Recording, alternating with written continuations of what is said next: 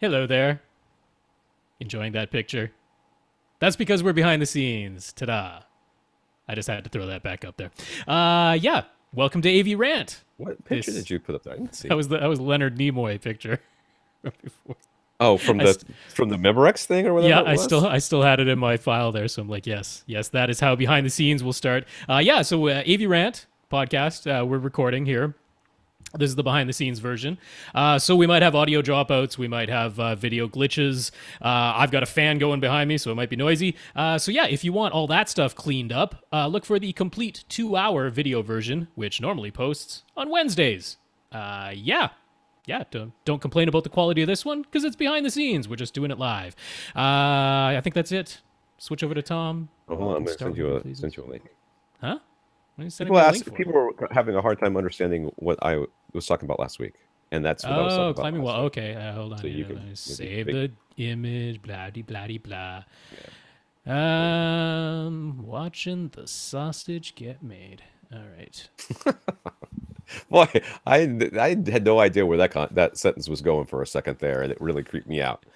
But I guess let me put this over here where I can get to it. Watching the sausage, and I was like, "Uh-oh, what's it going to say? Get." Yeah. Okay. There you go. Here we go. Made, and then I had to think about what exactly you're talking about. All right, let me see where we are on this thing. 2 minutes. Welcome to another edition of AV Rant. I'm Tom Andry, and I'm here with Rob H. This is AV Rant. It's your home theater and AV questions answered. The television upfronts are coming up, so we found out which shows got canceled, and Fox was very Fox about being Fox. They pretty much canceled everything good on their network. My wife was distraught that they canceled Brooklyn Nine-Nine. They did. Everyone was distraught for a while for about 5 minutes until NBC picked it up immediately.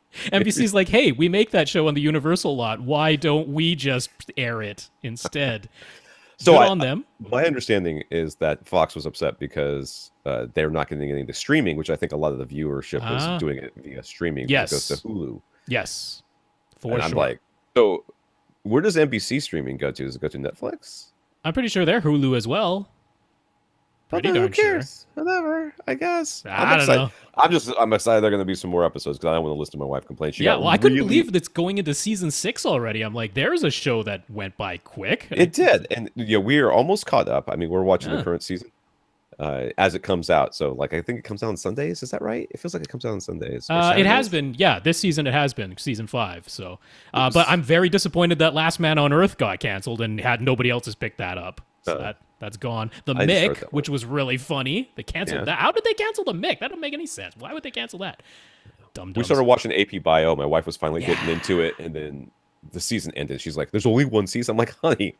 Not every show we watch, but that's been around for 5 years. That got renewed, and very surprisingly, Marvel's Agents of S.H.I.E.L.D. got renewed for another season, which I couldn't believe. But I just gave up on that show. I gave up on the show when what's her name's husband turned out to be the spiky dude, and I was like, "What? I'm out of this thing." Yeah, and then for some reason, Fox is like, "Yeah, we'll cancel everything good, but we'll give Gotham another season." So I never got through the first season. It was so bad. Bad. It's the final season coming up though, so at least that gave them they'll be able to conclude with Joker on there now and everything. I'm like, dude, they keep saying it's not really the Joker, and the Bruce guy's Wayne going like this with his hair and his face is white. It was definitely it's proto Joker. Yeah, I know. And then Joker. Bruce Wayne still very much looks like a teenager, but they're like, oh yeah, he'll basically, we have to show him as Batman, and this is like the final shot next season. So it's gonna be like a 16-year-old Batman. Why would he be Batman already? First of all, I felt the same way about Star Wars Rebels or whatever it was. When you have a show about the guy who's going to end up being Darth Vader and killing a bunch of kids, a known ending point, known ending. And this is the main character. Like, now we've got Gotham. It's a Batman show where Batman's not Batman yet. That's right. Why would anybody care? I mean, why do you call it Gotham? I mean, just call it You know, Well, it was supposed to be all about random James Gordon, scene. but then they're like, well, James Gordon, like, well, first of all, they pretty much character assassinated James Gordon on their show, so he's not a very honorable guy anymore. But yeah, that wasn't enough, so they brought in all the villains. But yeah, moving on from that, The Expanse got canceled at the sci-fi show, and everyone was very upset about that after 3 seasons. So Okay, so I know I saw the first season, I think, on Amazon Prime. uh-huh. They had that, and I thought that was a very good show. I thought it was Mhm. very good. Uh, but I didn't catch the second season anywhere, so I'm gonna try to I figure never out. really kept up with it, so I thought but it was people were okay. I mean, upset. it was interesting. It had some stuff going for it. Yeah, It's sci-fi though. I mean, sci-fi can't make it. Let's be honest. apparently. They cannot make a TV show. they're, they're Battlestar too, Galactica, one and done. well, They did yeah, it that once. that feels very lucky. I got to be honest with you. Yep. I mean, after all, Eureka, which I mean, there's a bunch of shows I liked that were on Sci-Fi. Eureka and many of the Stargates that they Yep. had out there were okay, but they all devolved into the exact same formula. It was all very episodic. They've never They been got a no very- money. Well, they are, but you can still do a show that has a plot that goes through everything, and they weren't really able to do that too well. It's like a couple episodes at the end that makes sense. Anywho, Yes. this is AV Rant, the podcast that answers your home theater and AV questions. Get your questions answered. All you have to do is ask. You ask by emailing us at question@avrant.com. You can go to www.avrant.com. You can leave a comment there. Facebook.com/AVRant podcast. YouTube.com/AVRant. If you want to contact us directly, just don't leave comments at YouTube. If you do, don't argue with the people who are leaving comments on there, because they're very confused as to what they have come across. What is this 2-hour-long show that has a bunch of outdated information that clearly has a date on it, but I am not going to read it and pretend that it was just published yesterday because I just found it just now. Just let them let them scream into the void that is YouTube. If you want to contact us directly, it's Rob at AVRant.com. His Twitter's at First Reflect. I am Tom at AVRant.com. My Twitter is at AVRant_Tom. Yeah. So our donation pledge week Yeah. That was this week. It's completed. I have not totaled everything, but we definitely cleared the $300 mark. We did. Definitely. We no did. doubt. I think if everybody gave like $10, we all got. I mean, it was kind of ridiculous by the end here how many people we have on this list. So first of all, big thanks to everybody, especially our anonymous donor who started this thing off, and James C and D Pond, who are all our pledge matchers. So they between the three of them, each one offered to pledge match up to $100 each. And I told Rob at the end of the last podcast, I'm like, dude, there's no way we're hitting $300. It ain't happening. I mean, I was looking at it thinking, I mean, who listens to this podcast that regularly? I figure like you catch an episode and you're like, all right, I had 2 hours of those guys. I'm good for a month or two. Maybe I'll listen again later. But we think we just got another one. We're gonna have to. All right. Well, in the meantime, I'll say thank you very much to Anonymous and James and Deepon, and I'm pretty sure they're not going to ask for it. But if you require receipt evidence that we reached the $300 threshold, I guess get in touch with Tom at avrant.com. He can provide it. Yeah, that's fine. I don't want to I didn't want to go through and make a big list because it was. Anyways, add Chad to the end of the list. Alrighty, there we go. So I'm just going to repeat the names as Tom says them so that we can get through it before half an hour elapses. You can just say ditto at the end. But anyways, all right. In order of donation received, we will start with Paul, Earl, Nate, James D, Clarence, Shane, Daniel C, Terry G, James F, Tom D, David P, Tom T, Weldon, and it says Weldon B, but come on, we only have one Weldon. Weldon. Thanks, Weldon. You know who you are. Larry L, Daniel M, Christian S, Jason D. What is this? Great, another Jason W. This one with Jay. That's right, Jason W.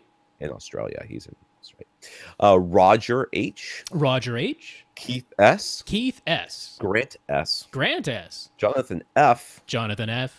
Steve T, Steve T, Brandon W, Brandon W, Peter S, Peter S, Ian E, Ian E, McMansion Chris, McMansion Chris, Douglas J, Douglas J, Ben M, Ben M, Fred R, Fred R, Greg L, Greg L, and we're still going. Richard R, Richard R, Brett R, Brett R, Matthew L, Matthew L, Vincent H, Vincent H, Jack R, Jack R, David F, David F, Paul B, Paul B, Robert B, Robert B, Brent R, Brent R, Joe K, Joe K, and Chad. and Chad. Thank you for slipping in under the wire there, Chad.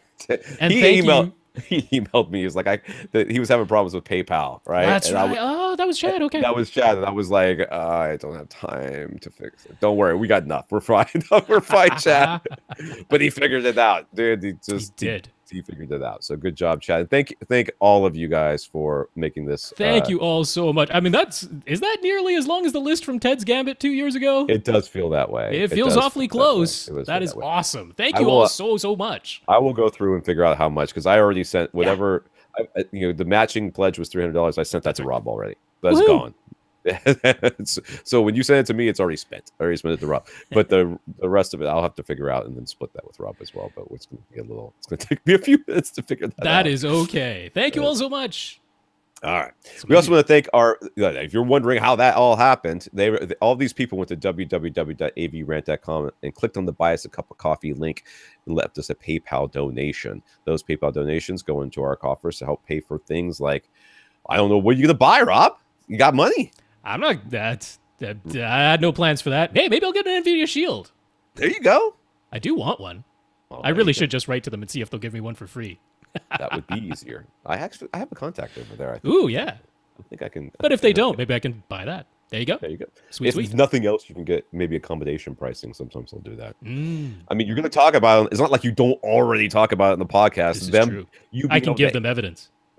Not even that. You can answer their questions better. So there you go. Yeah. So thank you very much, all you guys that pay for stuff and hosting fees and other things like that, and all the stuff that goes along with this. I might buy a new mic. I'm currently in hate of this mic. It's just there's too much. I want like something. The mic is good. What you really need is a new stand.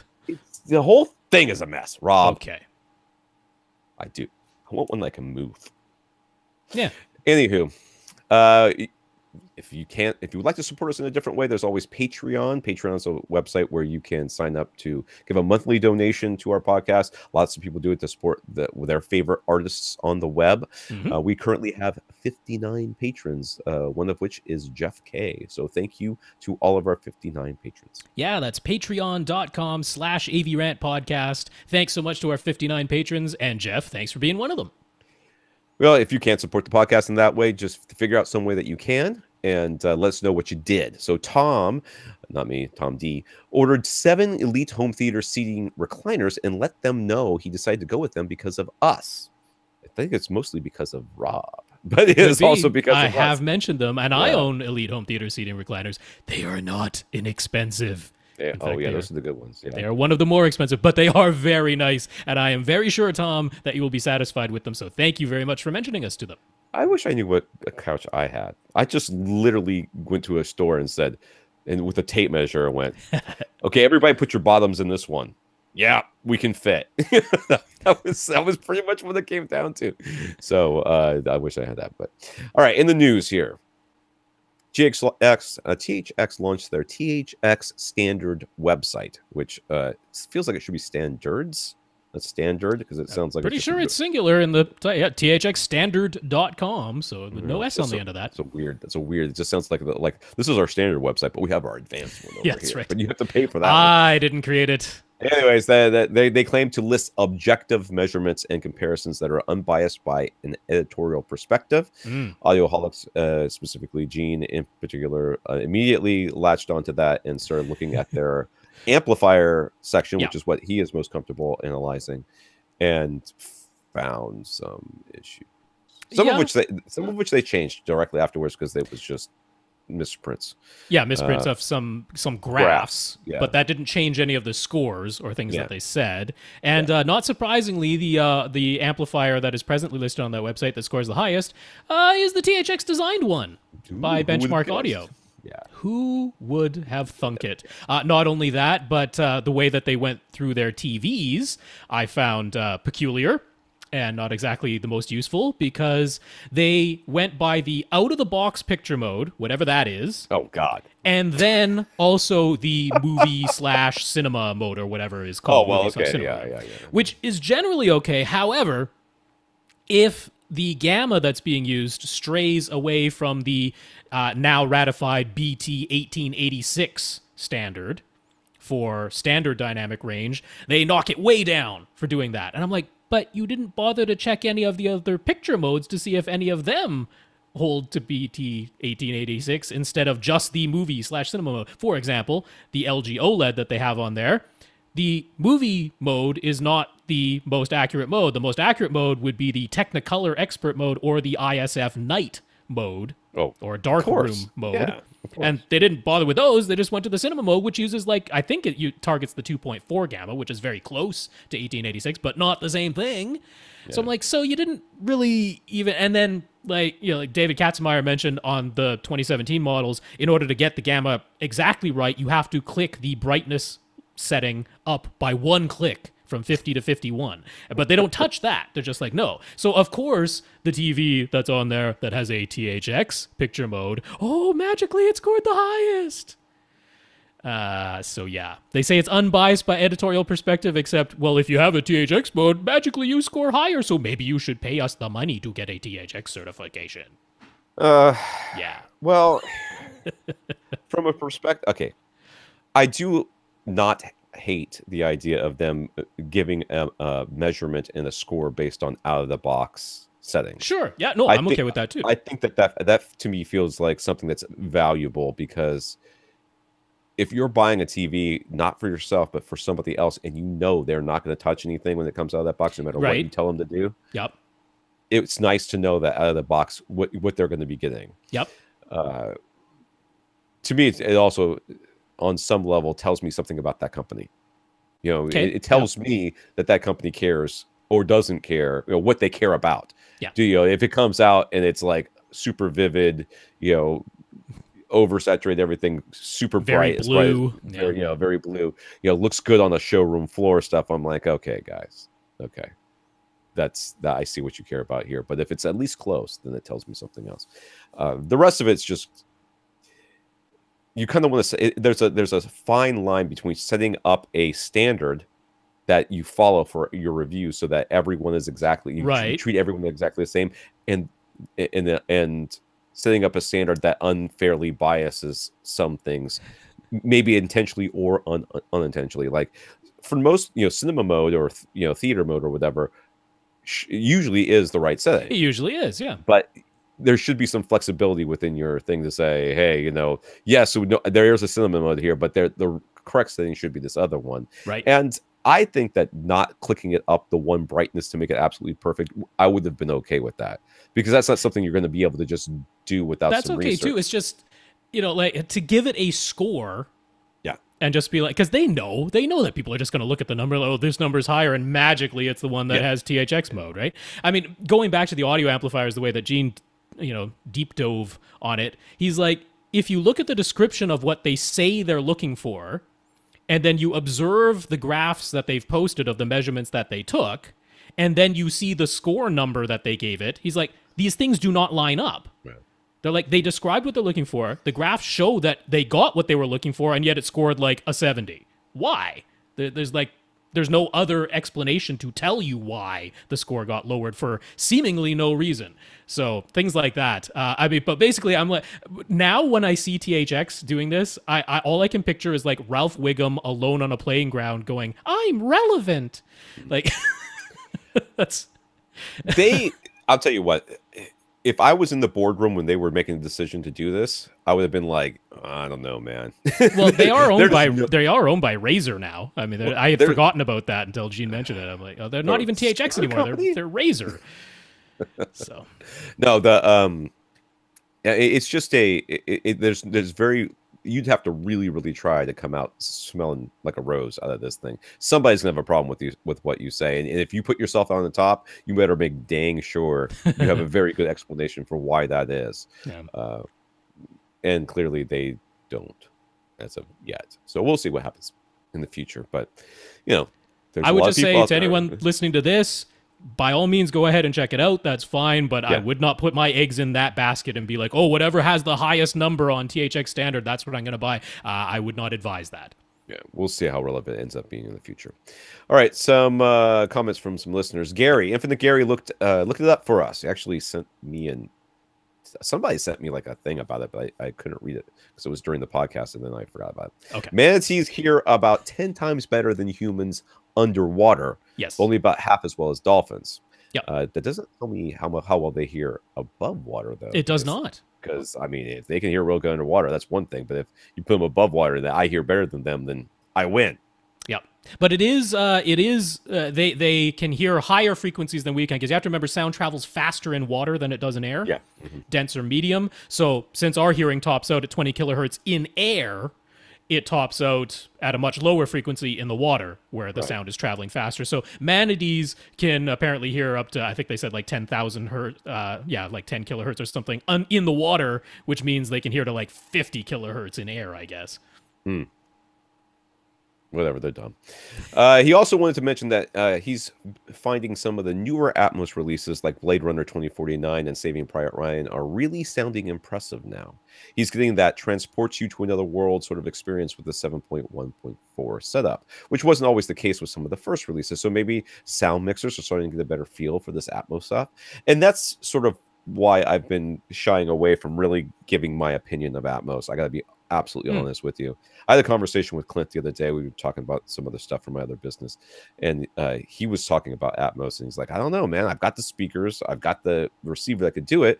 I just don't know if it's worth it. I'm like, He goes, is that your opinion of Atmos? I'm like, yeah, pretty much. That's my opinion right now. Because I kind of like, yeah, it's there. It's there. It's a thing that happens. But I'm still holding out hope that something's going to happen to make me change my mind.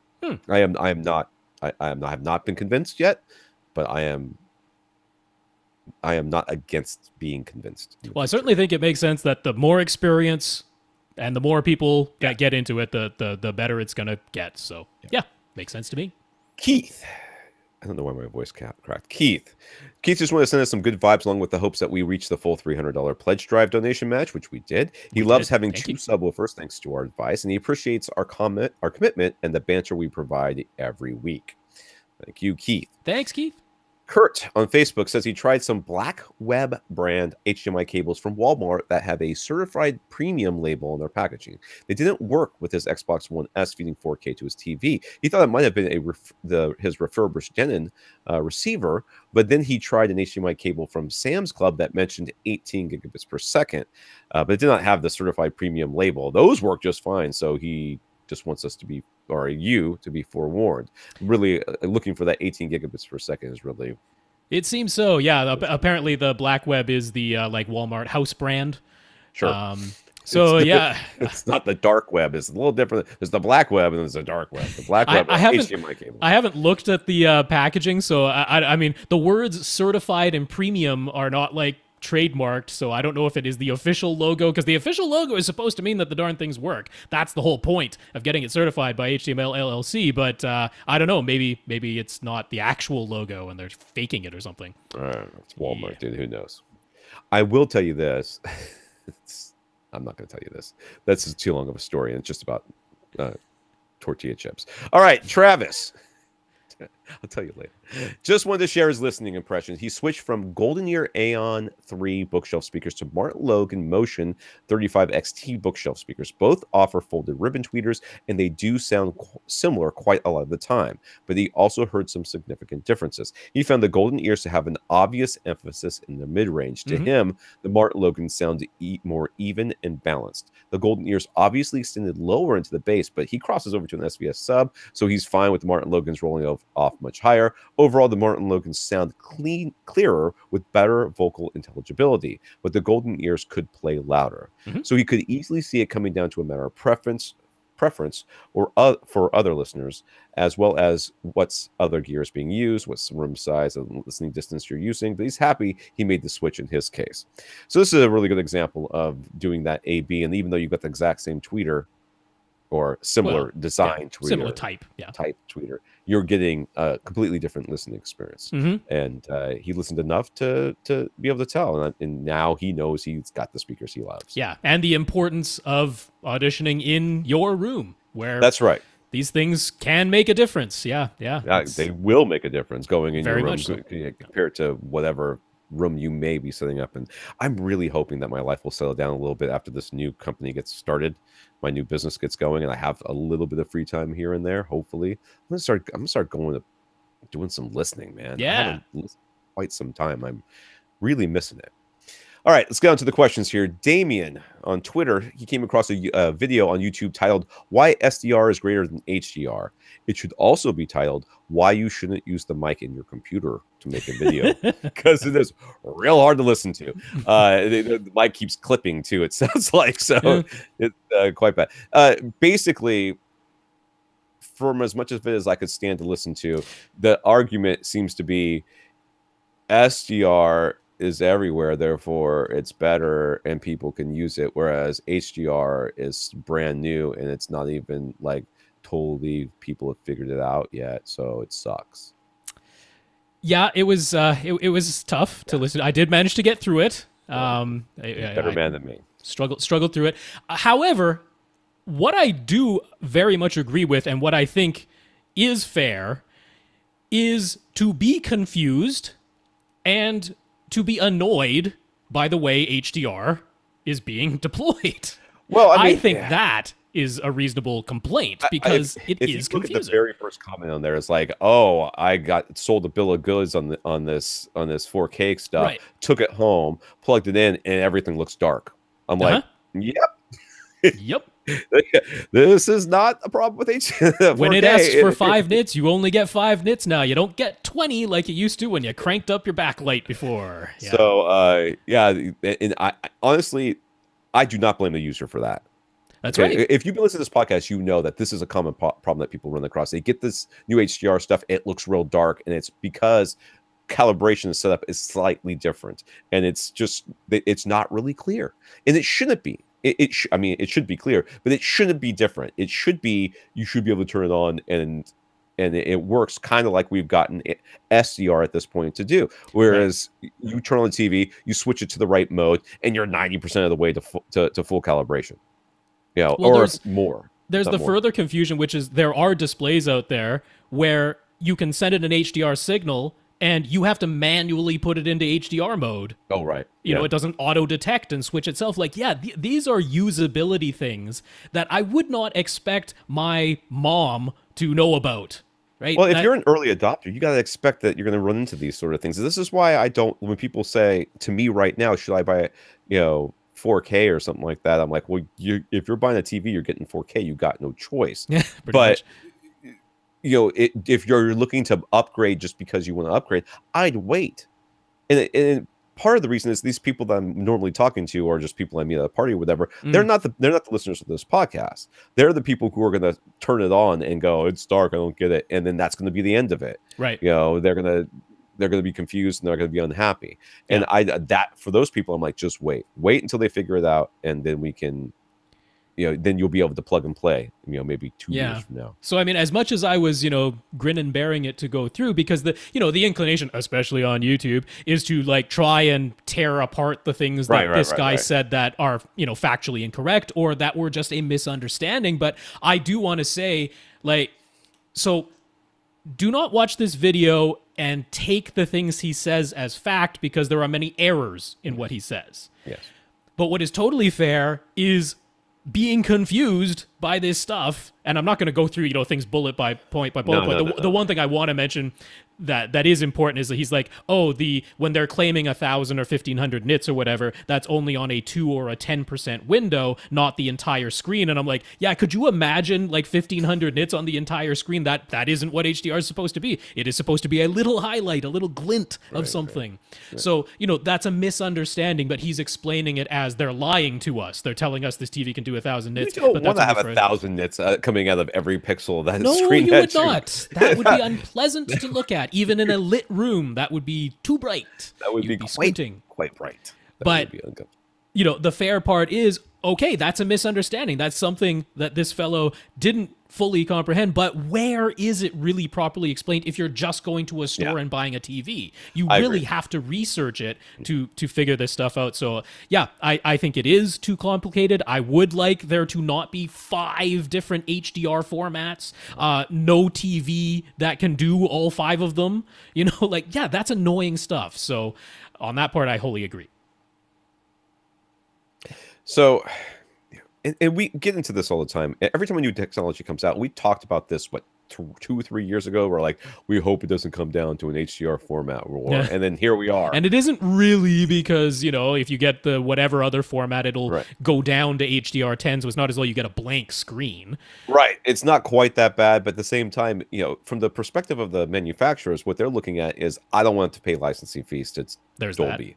I don't want to have to. I don't want Dolby to do the tone mapping for me. I think I know better. Right. Like Panasonic. It could be a lot of things. There's a lot of stuff that goes on to this. So, they can't, maybe they don't want to wait until somebody else comes out with their HDR format. Yeah. Like, we need to be relevant right now. We need to come out with a TV that can do HDR right now. We'll come out with our one that does one, and then, we'll see what else comes out as well, because it's not like they're inventing them 5 minutes before they release. It takes years of time. Yeah, well, look, even the past 2 weeks on the HT guys, right, Ara and Braden, the HT TV and home theater podcast, right, they've been talking about HDR, and they've been misspeaking all over the place, because there's HDR10 and HDR10 Plus. Right. And Dolby Vision and HLG and HDR Technicolor, there's these 5 different formats, and they're, so they had one guy who wrote in who was confused about it. He's like, how come there's no TV that does both HDR10 and Dolby Vision? And they're like, I thought there were, but he was actually meaning HDR10 Plus, because it's just a little plus symbol on the end of HDR10. So it's like, yeah, it's needlessly confusing. It is needlessly confusing. Damien continues. Which Sony projectors have the active HDR solution that Sony claims makes their HDR10 performance so similar to Dolby Vision? I don't know which one. Yeah, so this is a similar thing to like what LG does in their OLEDs, which is active HDR. So an HDR10 signal comes in, they ignore the static metadata, and they just analyze the signal frame by frame and do their own tone mapping based off of that, which is what I wish projectors would do. That I think that's the way to handle it in projectors, because you don't know all the variables, so you can't program the metadata effectively ahead of time like Dolby Vision would do, but you don't want to just rely on static metadata that's asking for potentially 10,000 nits, because no projector can do that. So it makes sense to me. Analyze the signal frame by frame and do it yourself. Let the projector do it yourself. So Sound and Vision, when they wrote their review of the Sony VPL VW285, ES, which is the $5,000 4K, genuine 4K projector that they have, that's where I first came across this mention that Sony has an active HDR solution. So it is their presently newest models, the 285, the 385, and the 885. So if it ends in an 85, those are the projectors that have it. We just got another donation from Dale. Okay. We could let him be next week's. Dale, you're going on next week. You didn't make the cut, buddy. Okay. All right. That works. Dale's next. Cool.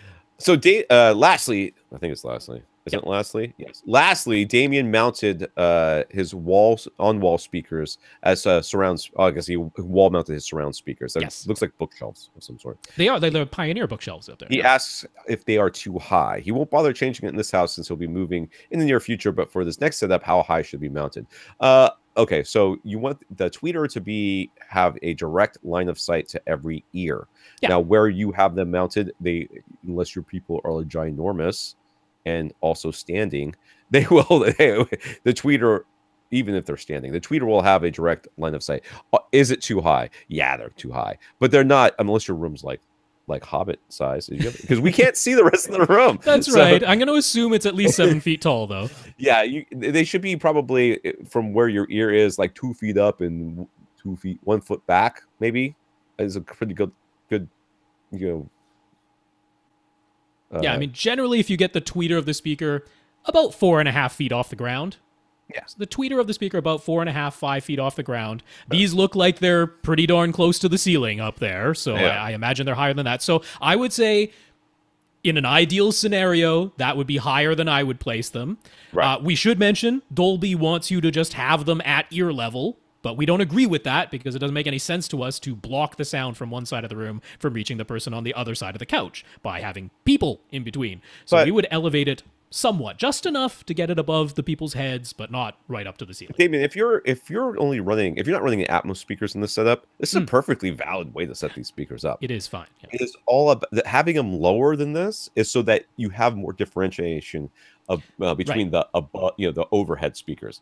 Like, I don't care what Dolby tells you, what bill of goods they're selling these days. They never suggested having their surround speakers at ear level before Atmos. Definitely not. They changed every one night. It was like a mass purge of Wikipedia. Right. They went in and changed all the websites. No, we have never suggested that you should have your speakers anything other than what are you talking about? It was always elevated. There were always elevated speakers. So if you are not running Atmos, I wouldn't worry about lowering your speakers. I gotta be dead honest with you. I would just leave them exactly where they are. I would. Michael, this comes from Twitter. Michael would like to replace the fabric on his acoustic panels with covers that have custom art printed on them. Where do we recommend for getting the prints and the fabric? What's his name? Rob W. Yes. Used Spoonflower before they stopped letting you put posters on there because of all the legality of it. But which, you can by put the other way, stuff. I don't blame Spoonflower one bit, because if it were my business, I don't want to get sued out of existence by copyright holders. But so Spoonflower is still a great place to go if you own the rights to the image. So it's a picture you took, or you actually own the piece of artwork, or you bought the piece of artwork that says you're allowed to reprint it. Yeah. As long as you can show that it's legal for them to print it, they'll print it. So that's no problem. So Spoonflower is a great place to go. For the fabric choice, look for one of the cotton fabrics, a non-stretchy cotton, because those are usually pretty good for the acoustic transparency, and they give you a nice quality print. So Spoonflower has Kona brand cotton, and that's a good fabric to use. But there is another place that you can go, which I haven't really looked into them very recently. They're sort of where everyone went when Spoonflower stopped printing anything that was copyright protected. Right. So that's another place called My Fabric Designs. So you can look into them. He asks, how difficult is it to wrap the new fabric over its existing panels? Do the printers include instructions? They do not. If you look at Rob W's write-up on our website, www.avrant.com, you will see that what he did is he took the image and he printed it on the fabric. Then he left a black bar around that was the size of the side of his panels, and then he put a small white border around that. That was only a couple of pixels wide. The idea here is that what he was doing was that when he wrapped it around, he could see that border and knew where to place the fabric, where to staple it down on the back of his things, so that he wasn't trying to line it up upside down, basically. Right. Yeah. That's the way he did it, and I think that's a very good way to do it. Yeah. So you have to know the outer dimensions of the frame of your panel. And so you want to account for the entire front surface area. That's where your image is going to be. Then what would be the depth of your panel? Like, is your panel 2 inches deep, 4 inches deep? You want to know the depth of that panel. And then another, 1.5 to 2 inches beyond that, so that it can wrap around the back. And that's where you secure it to the back of the frame. So now, the other solution to this is not to worry too much about that, not to be crazy about it, because what he had is a completely, frameless setup. What you could do is put a little piece of 1 by whatever the thickness is on the outside here, just to give it a hard edge. Yeah, right around the outside. Creating your own little frame edge. That's right. And then that way you would not have to worry quite so much about it. Once you got it secured, you could kind of look at it and say, nah, it doesn't work, and then fix it. And then once you got it the way you like it, then put the outer frame. But that would, of course, be visible. So you're either going to have to paint it, or you're going to have to stain it, or do something else to it. That's another solution to that problem. So he asks, lastly, why do we avoid using profanity on this podcast, since so many other podcasts don't. All right. So when we first started this podcast, it was basically Clint came to me and said, dude, people are doing podcasts and you would be great at doing a podcast. You've got the perfect face for it, which back then we weren't doing YouTube. So it really worked a lot better nowadays. I think maybe he would rethink that. But Clint is very religious and he does not generally curse, and asked me not to curse. Okay. And that is essentially what happens. I had a second podcast of my own called Our First Marriage. I don't think you can find the episodes of it anymore, though I have them all. Where my wife and I, and then later on my wife and I and her best friend and her husband, her best friend's husband, all did a podcast together about marriage. And the first couple episodes, maybe the first episode of that, we cursed, or I cursed, and she wasn't comfortable with it and asked that we not curse. And Okay. I was like, you know what, that's fine, because this is going to be around for a long time and everything else. In real life, I have no problems with cursing. In fact, I do it quite enjoyably. To be honest with you, I'm very comfortable with the cursing. But you know, I think this just makes everything easier. You know, there's really no reason for there to be profanity on a podcast like this. Yeah. We're informative. You can listen to us in the car. You know, with your kids and stuff like that, and there's really no reason for it. You know, yeah, I mean, I also think there's not a problem with cursing. I lived in Australia for 2.5 years, where they played unedited Eminem songs all the time on the radio, and I'm like, wow, my kids are in the car, I think I should turn this channel. So, you know, every culture is a little bit different, but it just makes my life, and I think Rob's life, a lot easier not to have to deal with that, and it makes your life as a listener easier. Sure. I mean, I curse very little in regular life anyway. I do curse sometimes, but very little. So it's easy for me to not on the podcast, because I don't much anyway. And yeah, I mean, just to be clear, Michael was like, he was actually saying he appreciates it because he's glad that he can just play this no matter who's around, and he knows, like, even if they're not interested in what we're talking about, there's not going to be anything terribly offensive. So yeah, so easy. Right. Yeah. So that's what it came down to. My first inclination when I started was to be more quote unquote real, but the you know, they're true to yourself or whatever. But the reality is, it was a good decision not to introduce profanity. Plus, you can come up with other adjectives for words. It's, yeah, you know, more creative.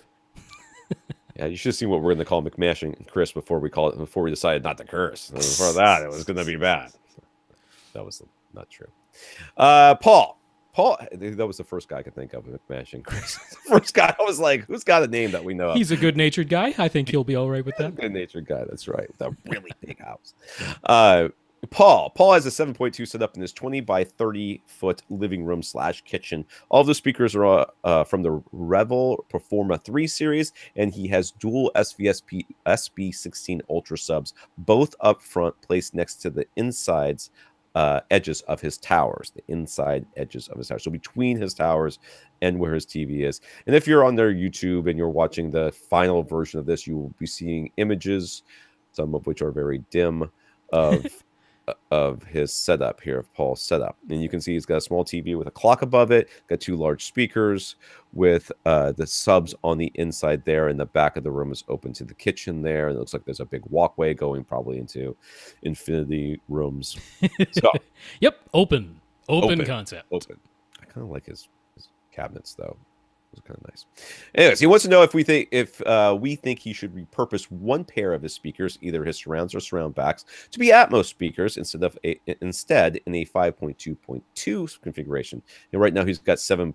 Is that right? Yeah, he's right. He's got 7.2, and his AV receiver tops out at that. Okay. But he's like, I could change it to 5.2.2 by repurposing either the surrounds or the surround backs to become overhead speakers. So his surrounds are the wedge-shaped bipole speakers mounted in elevated positions on the side walls, and his surround back speakers are currently high up, sitting on top of his kitchen cabinets, also way in the back of the room. That's right. His wife is barely okay with the speakers as it is, and she would absolutely veto mounting any speakers on the ceiling. So it's the way to make Atmos work in his setup. You already answered your question, sir. If you think that we have a death wish and would like to go up against your wife in this, the answer is no. We side with your wife, who is she's as beautiful as she is intelligent, and we will sell you right now that she is right. You should not have. Not only that, you do have an Atmos setup. 7.1 is an Atmos compatible setup. Yeah. You can have object audio. It'll only be in the floor layer, but you can have object-based audio with a 7.1 setup. That is the minimum. You have to have at least 7 speakers to have an Atmos setup, but you have one. So don't feel too bad because what really his only option is front heights, isn't it? I mean, he can't put anything on the ceiling. Yeah, I guess you could rename your surround backs to rear heights, but what would that honestly get you? Right? They are rear heights, honestly. Pretty much. It really wouldn't gain you anything to do that. So I leave it as if your wife is tolerating what you have now, console yourself with the knowledge that you do have an Atmos setup. I'm going to make a very controversial suggestion here, and that is to try it in a 5-point configuration. Oh, just 5? Yeah, just those surround back speakers are so far away, and they're so high up, and they're so. And I mean, if the wife is having an issue with the surround back speakers bothering her when she's in the kitchen and you're watching TV or something, I would venture to bet that your experience watching, your experience in sound with 5 speakers would not be significantly different than the 7 speakers. I might be wrong, but it might be worth. It's fairly easy to try. Yeah, you're literally just telling your receiver, "I have 5" instead of 7. Now you don't even have to disconnect anything, like physically. And then live with that for a little while and just say, "Hey, honey, you know what? We're not even going to use these back 2 speakers. You know what? I'm going to wait, and and when we move, or at some time in the future, when one of our children finally gets out of this house, we'll move all these speakers into there, and they'll have a little home theater, and I'm gonna have speakers everywhere. You'll only have to go in there if you don't want to, and she's gonna love you. You're welcome." 2 speakers you won't even use anymore, maybe.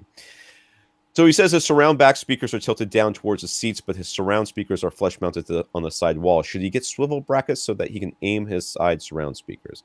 Well, you shouldn't have really tilted down your surround speakers to begin with, though. It's not surround back. Tilting down the surround backs when they're way back there and up high. That's okay. Since they are so far back, it's not that much of an issue. But generally speaking, you want the speakers just to be shooting straight out into the room. So, especially the bipole speakers, the types that you have right here, I just leave them. I mean, they're meant to be in this configuration. Oh yeah, the dipoles. Yeah, the dipoles on the sides. Just leave them as is. You don't need to adjust that at all. Those are completely fine where they are. Yeah. Yeah. So the one on the right looks like it's fairly close, but the one on the left looks like it's real far away from that couch. So, I mean, a little bit of an illusion because there's the chair next to the couch for the right one, so it's extending the seating. The chair feels like it is the seat though. Yeah, that is the seat for the TV. That is kind of the one that's centered on it, isn't it? Yeah. So you're sitting right next to that right speaker and stuff. So I don't think I'd aim them. No. I don't think I'd aim them. Not dipoles. No point.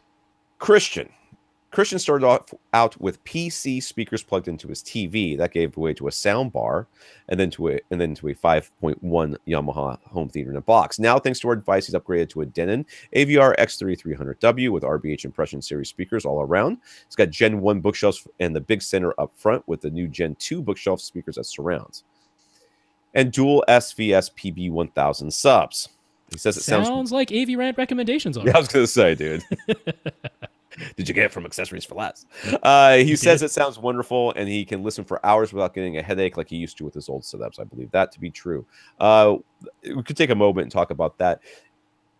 One of the problems that a lot of people have expressed to me before they really get into home theater is like, I don't want more speakers. Listening to watching TV right now, I can barely watch the whole movie without getting a headache. Like, there's your problem. Now, Christian already started off above the curve because he started off with PC speakers plugged into his TV. I didn't start that way. I started with a TV that made sound. Sure, yeah. A Toshiba. I had a 32-inch? No, it must have been smaller. It must have been a 28-inch Toshiba that I thought was the absolute bomb. I got it like Costco or something for like a couple $100, and I lived with that thing for a real long time. So I that multiple speakers was not even on the radar, though I don't even think at that time they existed. But this idea of getting a headache from speakers comes from the distortion that happens when you're trying to listen, when you have to turn it up so you can hear it, and then the speakers start to distort, and then you get a headache is kind of what happens there. So getting good speakers will actually reduce that, and you can listen louder for longer durations without getting a headache. All right, so on to his questions. He set Odyssey dynamic EQ to on and dynamic volume to off, just as we suggested. Good. Toggling between dynamic EQ on versus off, he noticed the difference most while playing games. He says it's like a night and day difference. And what he notices most are the surround channels, where they are much louder with dynamic EQ on. He found the background voices and crowd chatter in games like Assassin's Creed were basically just as loud as the main sounds coming out of his front speakers when dynamic EQ is on, versus those sounds being much quieter and less distracting with dynamic EQ off. Is it supposed to sound like that? What is dynamic EQ doing to the sound, and is it correct? Now, without knowing exactly what listening mode you're listening to when you go to the games, because I wonder if that's maybe making a bit of a difference. But my initial thought here was games mix many more sounds into a 360 arc for your head, so that you can identify where you're getting shot from, for the most part. And I think that they mix things a lot hotter than movies or anything else generally, and more discreetly as well. It's not just like a ambient enveloping sound. It's like actual like pinpoint sounds in the surrounds. Not only exactly. So if in a movie there's like people, you're at a restaurant, there's people all around you talking and having dinner, we know that there's one conversation you're supposed to be listening to, and the camera is pointed at it. But in the video game, if there's multiple, or even if there's just one thing that's you're supposed to be paying attention to, but you turned away, that sound will then travel through those surrounds and everything else. And if there's more than one thing that you could be paying attention to at any given time, those things can be competing quite a bit. So I really blame the game, and I more than what dynamic EQ is doing. What all dynamic EQ should be doing is making all your speakers sound as flat as possible. Well, no, that's what Odyssey's doing. All dynamic EQ is doing should be making all the bass sound the same regardless of volume level. And it does affect the surround channels as well. Sure. So here's what I'll say, Christian. If you want to experience what the relative volume levels from channel to channel are supposed to sound like, simply turn your master volume up to 0 dB. Right. Because dynamic EQ has no effect when your master volume is at full reference volume, which you've run Odyssey, so full reference volume will be when the master volume dial is set to 0 dB. At that point, you can have dynamic EQ on or dynamic EQ off. It'll sound exactly the same. Dynamic EQ only takes effect when you turn the master volume dial down to below full reference volume, at which point what it attempts to do is keep all sounds audible. So where you tend to know, where we usually notice it the most, is in the bass, because our human hearing is not linear. As soon as the bass gets a little bit quieter, to our perception, it seems much quieter versus other sounds. The mid-range and treble, you turn it down a little bit, it sounds to our ear like it only got a little bit quieter, but the bass can sound like it got a lot quieter.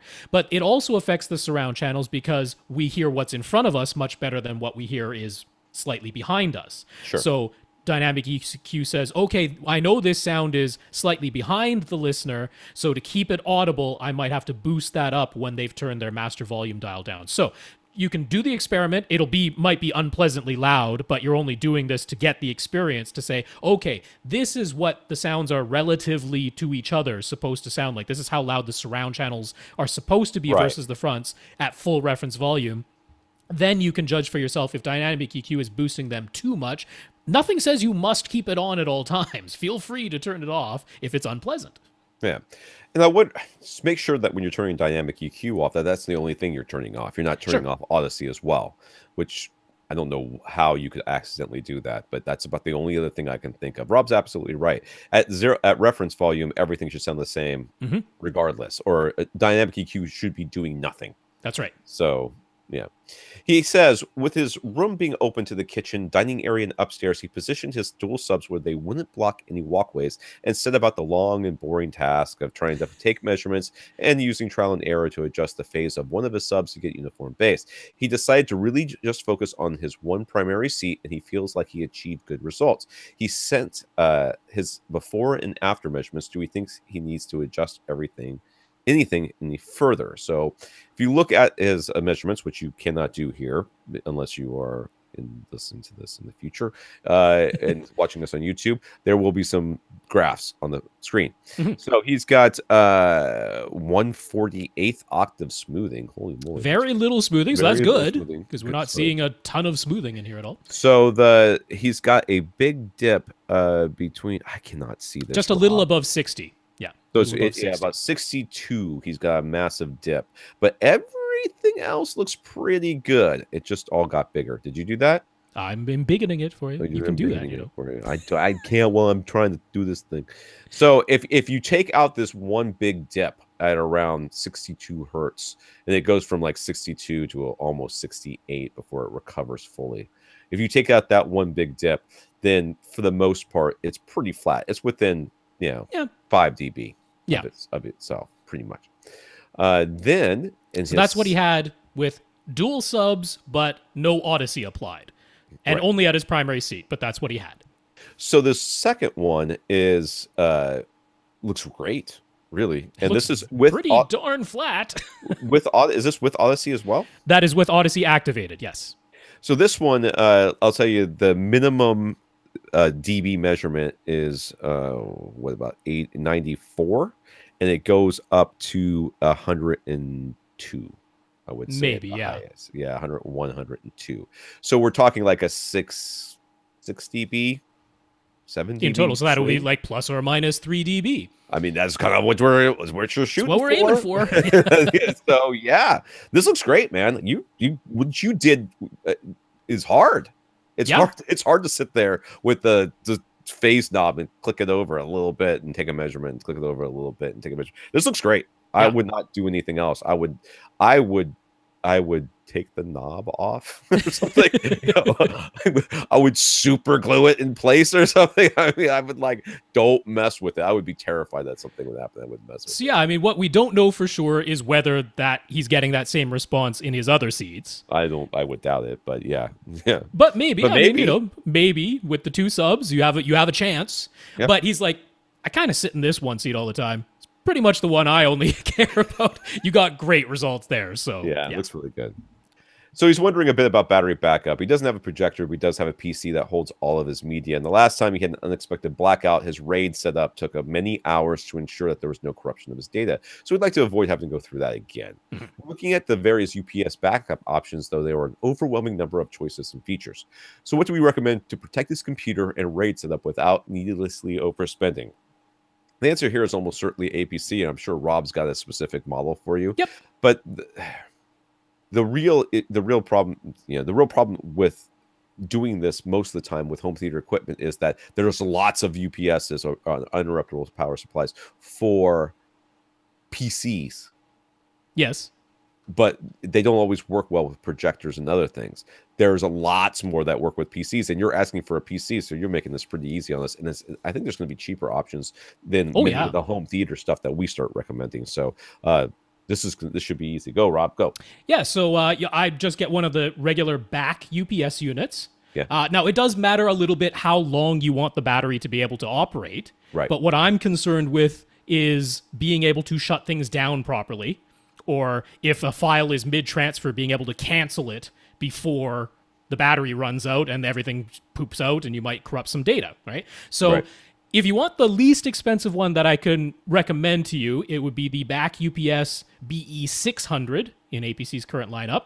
You can find it for about $50, so it's certainly not overspending, 50, 55, somewhere in that range. Now, with your PC running, you'll likely only get about 5-6 minutes of battery runtime. That might be too short. So the unit that I like which is a little bit more money. It's about $80, is the back UPS BE850. And that'll get you probably about 12 minutes or so of battery time with your computer running. So if that sounds like it's worth another, $30, $35 to you, I would go for the 850, but otherwise the 600 might be enough. That's like, the 600 to me is like the minimum. That's like, I'm in the midst of watching something. Oops, the power just went out. It gives me just enough time to safely shut everything down, but that's about it. If you want a little bit more wiggle room, you might pay more for the 850. All right.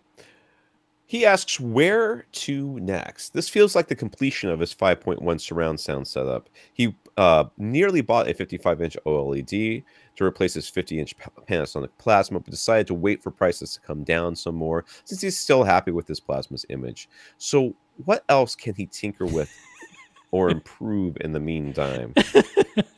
There is this thing called enjoying your theater and enjoying the fruits of your labor, because you put a lot of work into this, Christian. You really did. Yeah, I am with Rob 100% on this. I'm like, I don't. There's, I mean, the first thing that comes to mind is you haven't said anything about room treatments, so you could do some room treatments. But I mean, big open space. How much is it really gonna? Not a lot. And on top of that, the only other thing that comes to mind is home automation in some way. Even if it's just a Harmony remote that you can program that and have it control some lights or something like that. Yeah, I mean, he's already got kind of the home theater PC set up. So, like what I suggested to Byron when he asked this similar question was to maybe start backing up your discs and get your own Plex server and that. But he kind of already has that. Yeah. So, yeah, I mean, really, your display is the next obvious upgrade. Sure. So I would truly, I'm not saying this to be like flippant or anything, man. Enjoy what you've got until you're ready to upgrade your display, and then that'll be a really nice upgrade to your system. The other thing you can do is you can do what I like to do, and that is to just always have a list of gear that if you were to move into a new house on a lark, you're like, I have a new home theater and it's this size. This is what I'm going to have. I have a new home theater. It's this size. This is what I'm going to have. And that's just a fun thing to do. Keeps you involved, keeps you up to date. Yeah, and it keeps you reading about different equipment just to just A/B it and stuff like that in your mind. A/B, okay, well, the new subwoofer came out and it's got this and this, but what about that? What about that? And is it really better than the one I've already decided on? That sort of thing. That's fun. Don't spend any money. I don't think you need to spend any money.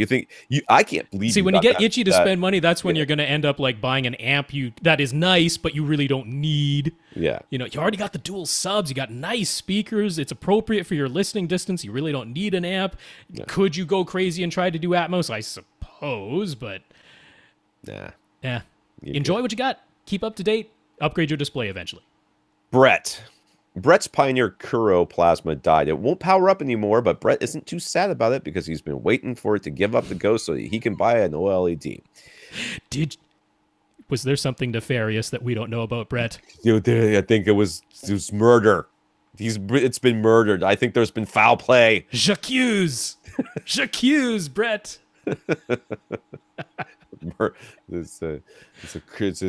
It's a backstabbed Kuro. There's a little toothpick in the back there that shorted everything out.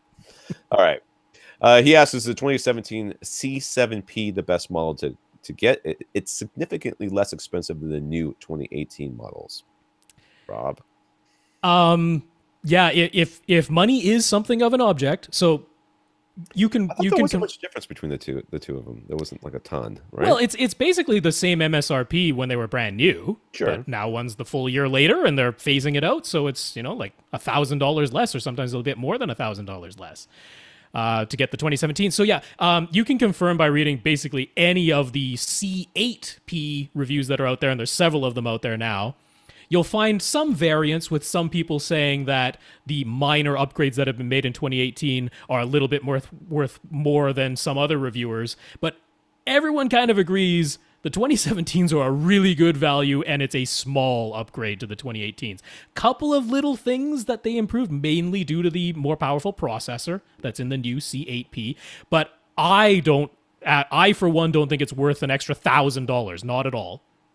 So if you got money to burn, sure, C8P is really nice. But the 2017s are a really attractive price right now. They won't be around forever. They will sell out. I have no doubt of that. So really the only question is, which 2017 model because there was the B7A, there was the B7P, there was the C7P, and then the more expensive ones, the E and the G and the W7P. So, yeah, that's kind of his second question. I kind of hate all these stupid model numbers. It's like And somebody... it's kind of unnecessary. They all have the same picture quality. It's just the cosmetics. Yeah. So he actually kind of likes the stylings of the B7A a bit more than the C7P. But will he miss having the internal Atmos decoding if he goes with the B7A? Only if you use the TV's built-in speakers. That is the only place where the built-in Atmos decoding applies. Because on the speakers themselves? On their own speakers? The TV's own built-in speakers. That is the only place. Why would you have Atmos decoding on the TV speakers? That's literally the last place you would want to have it. I have a B7P, so the B7P had the Atmos decoding built into it. Yeah. I've tried toggling it on and off. It does make an audible difference. It does sound different. It doesn't sound like actual Atmos. How could it? These are two speakers firing down from the very skinny case. You really can't make that sound like Atmos. So if you have an AV receiver, an Atmos AV receiver, and you're worried that if you're watching, say, Netflix from the built-in app, that you're not going to get Atmos because the B7A doesn't have Atmos decoding built into it, not to worry. It will send the Atmos, the Dolby Digital Plus Atmos bit stream out of the TV via HDMI ARC just fine.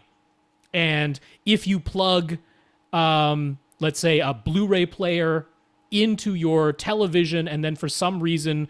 no, so that won't work with ARC because it won't do the lossless. So the main thing is the built-in apps. Main thing is Netflix built in, right? He's worried that Netflix built in, he won't get Atmos from the built-in Netflix app. You will via HDMI ARC. It is only the built-in TV speakers that it applies to. So if you like the styling better and it's a bit cheaper, by all means get the B7A. There you go. So anything we can suggest to help convince his wife that the 65-inch OLED isn't that big? He put tape on the wall to show the dimensions of a 55-inch versus a 65-inch. Anything else he could do? Ask for forgiveness and not permission. I mean, I will say since the bezel around it is so skinny. I mean, it's really skinny, the bezel around it. Honestly, like, so I have an older 55-inch LED backlit LCD TV. You had a Kuro for a while too, though. I had a Kuro, yeah, which very sadly got destroyed in shipping. Yes, that is true. What does the bezel look like on that? How big is the bezel? On the Kuro? Yeah. Oh, that was like a good 1.5 inch thick bezel all the way around it. Right.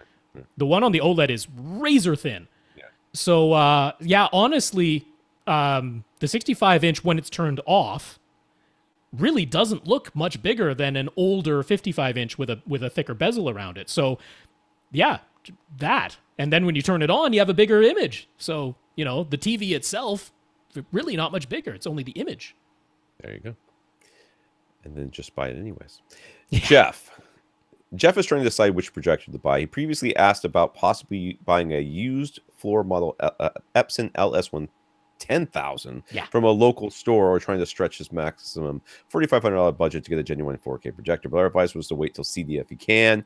And he agrees that if it feels as though something significant in the $2,500 to $4,000 range is likely to be announced. But in the meantime, he still wants a projector. And he decided if he spends less than $1,000, he'll get good value because he could use it in his theater right now. When he gets a 4K HDR projector later, he can use the inexpensive projector for backyard and on-the-go situations, because there's so many of those. He has plans. I can see that. I'm not laughing at you, sir. I'm laughing at myself, because that sounds exactly like something I would say. I'm like, oh yeah, we're gonna use this, I guess, in some way. I don't know. I have a motorcycle that I haven't ridden in 2 years, so let's just go with that. So he knows that the Epson Home Cinema 2150 is available for about the same price as the BenQ 2050 that we often recommend, and it's already 100 better because it's 2150 instead of 2050. So clearly it's a better projector. With their prices basically being equal, which one do we think is the better choice and why? I think I'm going to get a drink of water because my water's empty, and Rob's going to tell you all about this. Sure. So I got two parts to this answer. So first of all, just going with the question as is, Epson Home Cinema 2150 versus the BenQ 2050. I'm going to say go with the BenQ 2050. On the performance side, it does actually have better contrast than the Home Cinema 2150. Whatever the specs might say, the BenQ 2050 has better contrast. So in your theater setup, you'll have a better contrast looking image. How the other side of it is, when you said you might want to use this in the backyard, I think it's important to go with a DLP for that. The DLP light engine, so everything between the removable lamp, so that is removable, but everything between the lamp and the lens, that is all sealed. Air does not move in and out of that light path. On an LCD, like the Epson Home Cinema 2150, air moves through that light path and you have the filter and all that stuff. So if you're taking that outdoors, I don't really advise that. I definitely say go with a DLP for the sealed light path. Now, part two of this answer is you got a $4,500 budget. And if you look on Amazon right now, I hate to throw this wrench in there because this really might get him thinking, but the JVC projectors, even the 790. Okay, so the 790 is the really nice one that has the super deep black levels and the full DCI P3 color filter that goes into the light path and gives you the entire DCI P3 color. That's the X790.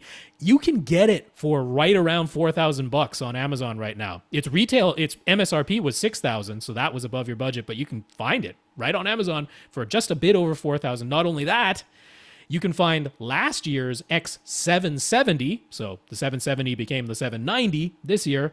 Last year's X770, you can find that for like $3,500 on Amazon right now. And then the X590, which is the step-down model, MSRP on that one is $4,000, but you can find it for just a hair over $3,000 at Amazon right now. And what you're giving up there is it's not quite as black and the colors don't go quite as wide.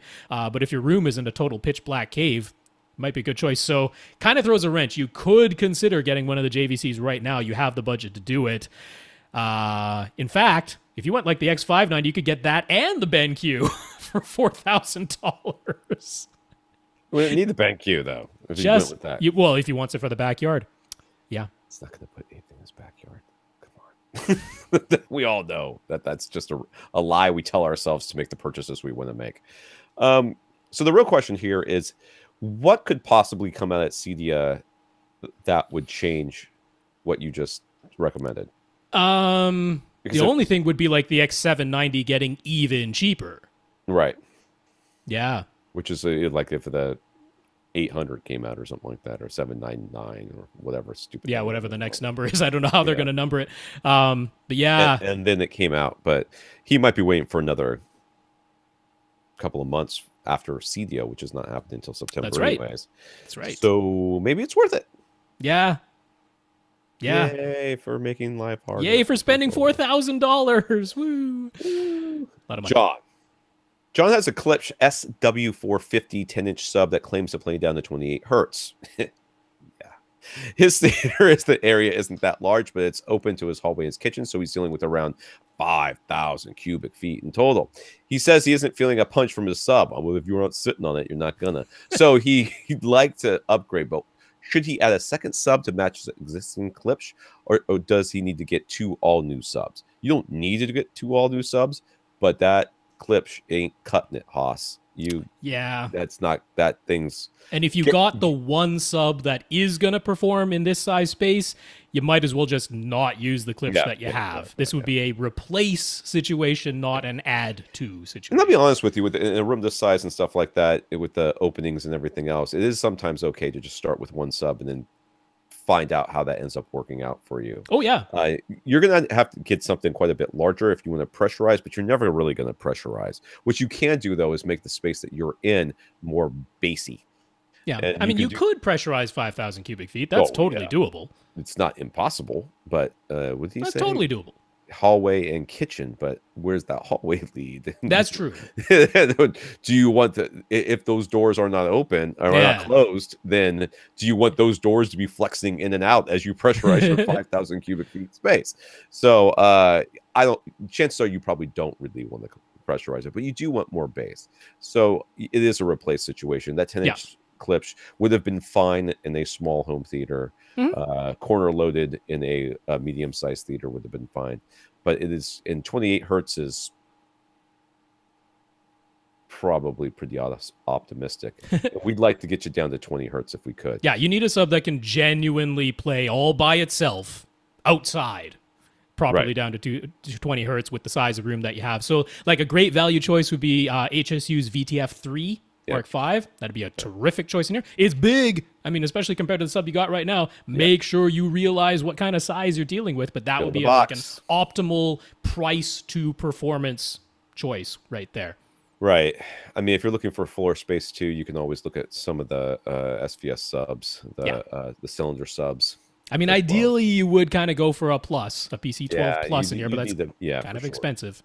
It is going to be a lot more expensive. So, I mean, but I think in this case, what you really need to look at here is you want to get something that gets down to 20 hertz and it has enough output for you to really notice it. Now, I don't know that you're ever going to get to the, that I have so much bass it's making me sick to my stomach in this room, not without adding a ridiculous amount of subwooferage in here. So, like I said, I don't necessarily think you want to get to that. You want to actually pressurize that much anyways. But we can get you much closer to having a very enjoyable lower end to your system. So he says he's got 5 speakers set up with a Denon AVR X2200W. He'd like to mount a pair of outdoor speakers as his Zone 2. So first up, does he need an external amp? 2200 5-speaker setup. Seems like he shouldn't. That's a guess. You could reassign the so it'd be like surround back / height binding posts. Yeah, because you do have 7 pairs of binding posts on the 2200, and you can reassign what's labeled as the surround backs to be your Zone 2. So you don't need an external amp. You could do this since you're running 5.1 in your theater. You can use the remaining 2 channels as your Zone 2. You could do that. Yeah. And second, he knows we've recommended Yamaha outdoor speakers in the past, but he wants a pair. He wants a pair for around 250 that come with a swivel mount. He has to mount them farther apart than he ideally likes, so he wants to be able to aim them. What do we suggest? So for $250, he wants the speaker and the mount. Is that what I'm understanding? Or that's the speakers have to come with the mount? Because $250 all in for a pair that he can aim. Because the Yamahas aren't, and they are around 200. They're usually around $200, right? I mean, the Yamahas do have a movable mount, but it's only in one direction, right? So it's like up and down or side to side, not both. Right. They're not swivel. I don't know. What you got? RBH. RBH makes outdoor speakers? RBH has outdoor speakers. They're AO 520s. I think I knew this. They're right around that price point. Now, it's not a full like pivot bracket like the Birds or something like that, but essentially if you mount them at a slight like cockeyed, right? Then you can get whatever angle you want, both up and down and side to side. Yamahas have, though, isn't it? It's very similar to this. As the smaller Yamahas, yes. Yeah. So half a dozen of one, 6 of the other, but he wanted an alternate suggestion. So. All right, there you go. Yeah. So he wants to have a second TV out on his deck for watching sports. He wants to use his receiver's second HDMI output so that his 1080p Sony TV inside and the new TV outside are both showing the same thing. 4K is not a concern at this time. I don't care if it's a concern. That's what you're buying. He needs a 50-foot HDMI cable, and he wants to feed an outdoor wall plate so that he can quickly plug and unplug the outdoor TV at any time. Does he need anything special as far as the HDMI cable goes, or can he keep it cheap? There is no such thing as a cheap 50-foot HDMI cable. Well, $30 is pretty cheap, and there are high speed rated, so that's the 10.2 gigabits, not 18, but the 10.2 gigabits, $30, 50 feet from Monoprice, and it is CL2 rated, so you can run it inside a wall. Yeah. So I mean, if you really aren't, that's as cheap as it's going to get. Yeah. If you're gonna if $30 is gonna nix this, then there is no other option. But yeah, Monoprice does have a 50-foot CL2 rated in-wall HDMI cable. It is 10.2 gigabits per second. If you're topping out at 1080p, that'll be just fine. And yeah, I would run it in a conduit. So if you ever need to replace it, you can. I gotta be honest with you, man. I just run the good 50-foot fiber optic stuff. If we have 50 feet, don't we know the red mirror or whatever it is? Is that what it is? Well, the red mirror is the active. That's the active. Oh yeah, that's active HDMI. The fiber optic is more expensive for sure.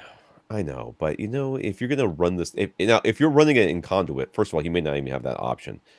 this sounds like an existing setup. You're not going to be opening up walls of conduit in there to do this. Right. So you got to really think to yourself, is it going to be worth running this cable into my, through my wall to get 1080p on this outside? For sure, because you may find that that's not what you really want long term, and therefore spending a little bit extra money to get the full rated, cable. The fiber optic would be the safest. That's as far as future proofing. That's kind of what I would do. I gotta say, and the you just have to spend more.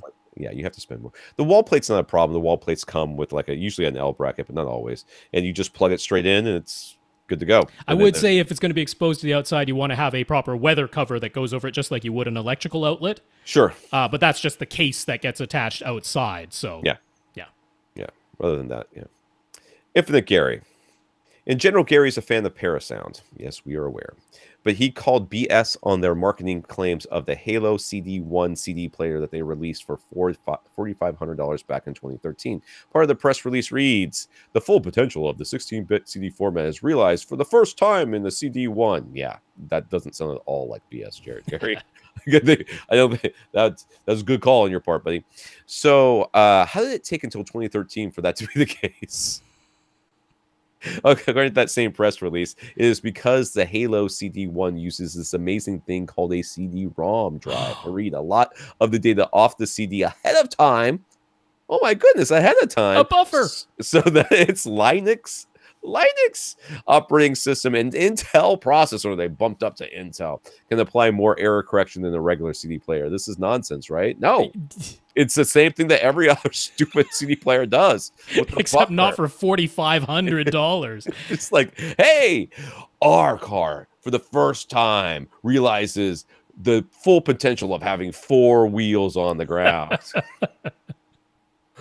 Our tires have treads, which set them light years apart from other treadless tired cars out on the road today, which would be true if it were a thing. Yeah, this is just, it's not nonsense.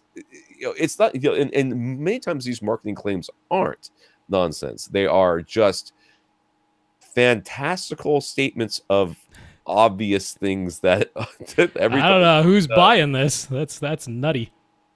No, so some more commentary from Gary on PS Audio's YouTube videos. I'm sorry. This time it's a video from Paul McGowan's son Scott detailing how he had a 20 amp electrical circuit installed in his room to add some additional headroom. To the electricity. Aside from the claim itself, what Gary could understand is why there'd be any focus on the gear and the electrical circuit powering it when the room sounds so reverberant. You can instantly hear Scott's awful room acoustics as soon as he starts talking. So what's the point of worrying about the 20 amp circuit? Because, dude, these people don't. When you sell amps that are as expensive as PS Audios, you want to claim that nothing else matters. Speakers don't matter. The wires matter. They have to matter, right? The wires have to matter. The wires have to matter. Speakers don't matter. The room doesn't matter. Where you're sitting relative to it. And it's all the electricity. That's what matters, because that's the thing we sell, and it's super expensive. I gotta believe that these guys somehow have some sort of internal kickback mechanism going on. Where they're like, if we recommend transparent cables, then transparent cables gives us a little bump or something. I honestly don't know how these guys make any money whatsoever. I mean, PS Audio in particular, I really like the looks of their gear. Their gear looks really, really nice. But everything that comes out of their mouth, you're just like, what? But you're absolutely right, Gary. You do want to focus on what is the thing that is limiting the fidelity of your system, and for sure the room acoustics are limiting Scott's setup. It's like a hard brick surface, hardwood floor. There's nothing absorptive anywhere around, and his voice is just echoing like crazy right in the video there. That is one of the things you can actually discern on YouTube. Yeah. But I've heard of listening rooms at major manufacturers that are exactly like this, and this is where they bring people in, and it's like glass. It's a beautiful room, all wood and glass, and and windows and stuff, and in this beautiful setting, and people are like, it's a beautiful place and you can really enjoy them. Like, listen, that room's hot garbage, and you can't hear anything that's going on with these speakers because all you're hearing is the room, but that's not, that's not the experience people are having because they're already there with their mindset. Yeah. I'm impressed. And look how impressive all this stuff Hear is. how full this room sounds. I mean, a perfect example is at Bang & Olufsen. When we went to Bang & Olufsen, we shouldn't delete it. We got 24 questions on this list, so we shouldn't make when I went to Bang, we're on number 8. Went to Bang & Olufsen. They had all these listing rooms that were really precisely set up, and some of them were set up to be like real rooms. Like they had some absorption stuff around, but it was like furniture and carpets and stuff like that. But other ones were real test listing rooms, right? And it was a very neat thing that they did in order to do that. But like for dinner one night, we went to like the Bang & Olufsen family house, and it was crazy. It was like this farmhouse in the middle of farmland, and these two, I don't even remember the story behind it, but there's like these super modern speakers everywhere in this like ancient farmhouse with nothing is set up to be optimally. There's no theater room, there's something like that. I'm like, this is just so bizarre, and that's sort of what he's describing here. These new Samsung Cinema LED screens that are looking to replace projectors in cinemas, they're basically going to look like enormous OLEDs, even though Gary uses OLED TVs and just bought a new Sony A8F. I cannot say this stupid one. He still vastly prefers to watch movies on this projection setup and finds that OLEDs look too bright and rather artificial looking. But our cinemas eventually just going to look like massive flat panels. We are a long way away from that happening, I believe, Gary. I got to be honest with you. It's going to be a hot minute. Yeah, these are expensive displays. Well, and that's what it comes down to. I mean, movie theaters are not exactly rolling in the dough right now, no matter how often Marvel puts out a stupid movie. Although they're kind of hoping that this kind of new technology might draw people in. I don't think they've got the new technology yet to draw people in, but we will see. We will see. But these are far too expensive when you can just spend a tenth of it and buy a new projector or a new bulb for the current projector that you have. But I do think this is going to look more similar to a gigantic. I mean, these things can hit 500 nits. That's way brighter than any projection setup. That's true. But I mean, one of the things that bothers me too is the projector setup. I mean, you can still awfully close to these things, and for me it's real uncomfortable. People seem to like it because they sit there all the stupid time. But I don't think you're going to be able to do that on a setup like this. Even 4K resolution when it's a 35-foot wide screen. You're gonna have to remove some of those front rows, and you watch those guys say, I'm not reviewing. I don't remove seats. I don't remove seats. You've lost your mind. That's not how we make money around here, by removing seats." So I don't know. We'll see what happens. But it's not happening anytime soon. Bobby is using an older Pioneer VSX816 receiver. He lost the setup microphone some time ago, so all of his speaker settings need to be done manually. He's using a pair of Polk PSW10 subwoofers in his enclosed 12x12 room. He put them both up front due to placement constraints, but thankfully he's getting pretty darn even bass across all 4 seats. Possible. Yeah. What's the best way for him to make sure he's getting all of his subwoofer and AV receiver manual settings, speaker settings correct? How should he set the crossover and trim levels settings in his receiver, and how should he set the knobs on the backs of his subs? All right. So we can see the back of a sub plate here if you're looking at the YouTube video. If not, it has the normal stuff. It has a volume knob, a low pass filter knob, and hertz that goes from something to something. I don't know what it is. Yeah. It's like 80 to 160. He's got an auto on or off. I guess I don't know what that is. Anyways, and a 0 to 180 phase knob. Well, not a knob, just a toggle switch. 0 degrees or 180 degrees. Yeah, it's a polarity switch. Polarity switch, right.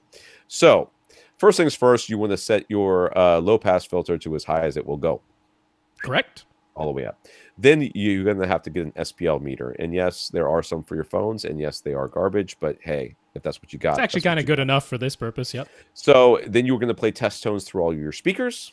Which you can just go into your Pioneer, and there will be a speaker level settings menu, and it will play one at a time test tones out of your speakers.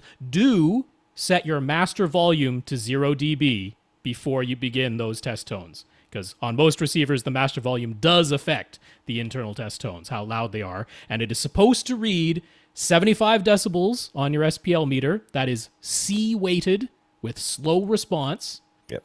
that test tone is supposed to read 75 decibels when the master volume is at 0 dB. So what you can do is just set the trim level to its default. It should have a Zero, yeah. plus Negative or 12 minus or range. plus Yeah, it should 12 go from or like negative 12 to plus 12 or negative 16 to plus 16 or something. Set it at 0, right in the middle. Set the master volume to 0, and then you can adjust the volume on the back of your sub until your SPL meter reads 75 dB. That's right, or pretty close to it, and then you can kind of adjust it with the trim level of the whatever. Then once you've got all these set to, and then your phase knob, your phase switch. If you've already got fairly even bass, leave those alone. Wherever they are right now, leave them alone. It's fine, yeah. And then, so use a volume knob on your subwoofers to get it close to 75, and use the trim to get it to dial it in.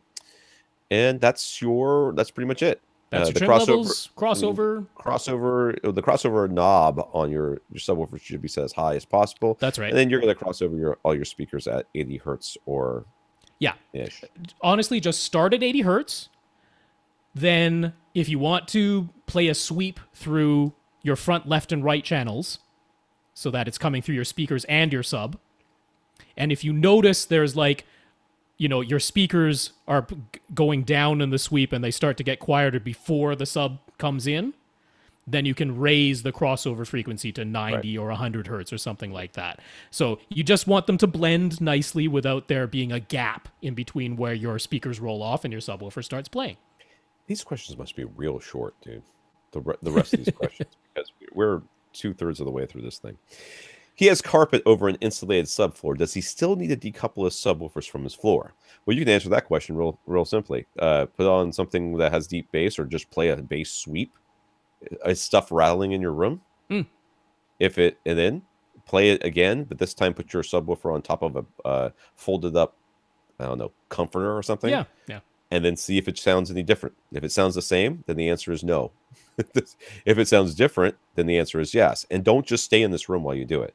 Leave the room and close the door. And it is entirely possible, because this sub is not super heavy. Yeah. So it's entirely possible that if you've got carpet with an underpad, already under it, that it might be totally fine. Yeah. So he's planning on getting dual SVS PB1000 subs, but they will be too much for us. Will they be too much for a small room? I don't know why I can't read tonight.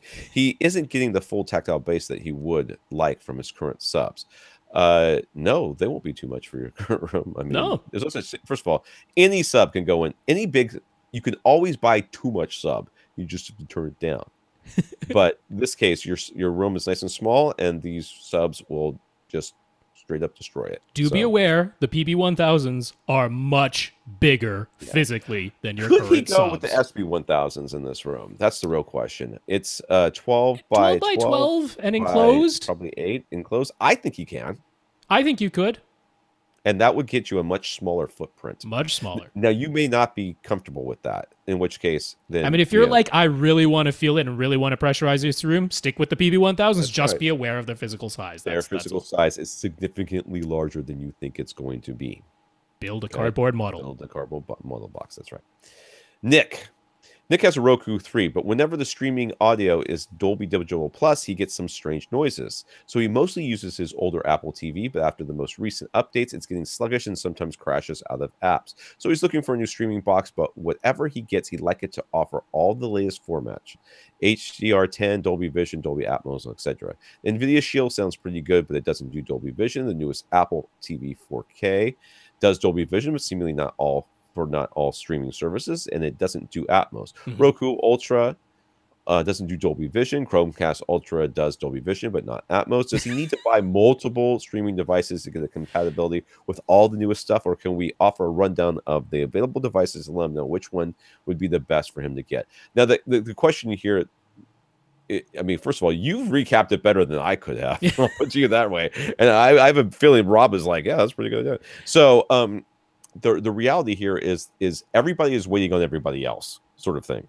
So my suggestion would be, first of all, price point. What's your price point that you want to hit? Because you suggested the NVIDIA Shield. And honestly, out of all the boxes, NVIDIA Shield is, in my opinion, most likely to get everything first.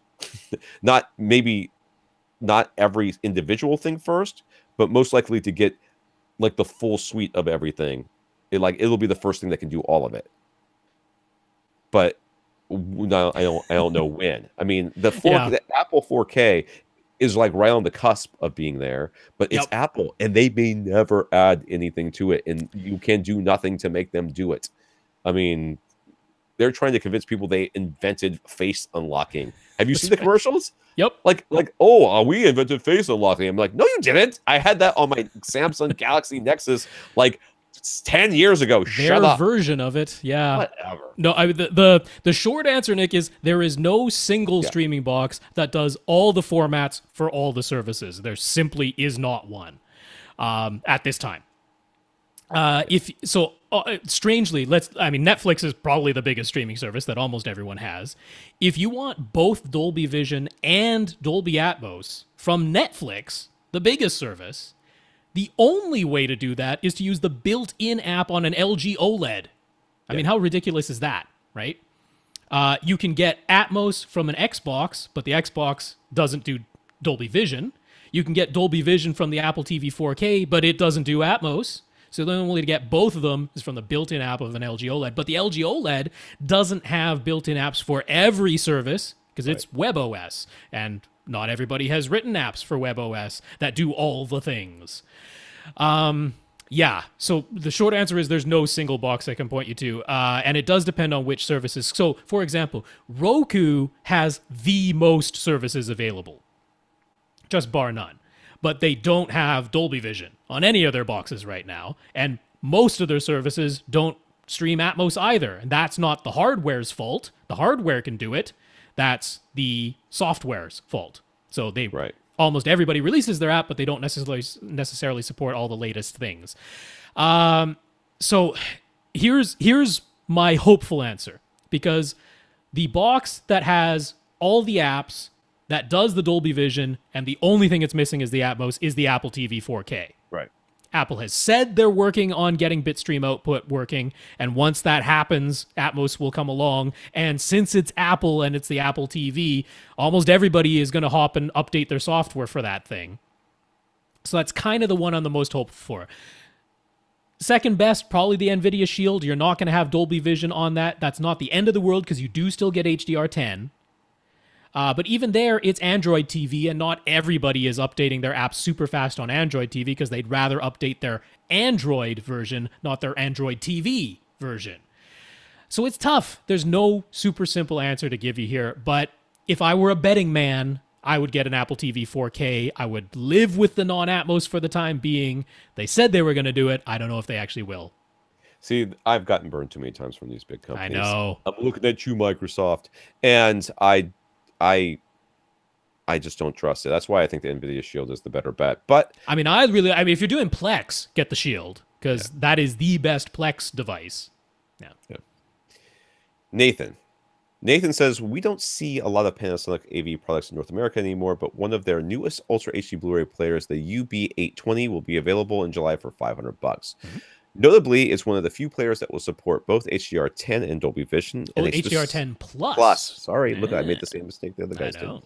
And Dolby Vision, and they specifically talk about its ability to make manual adjustments to the HDR output, including HDR to SDR conversion. So is this the heir apparent to the Oppo 203?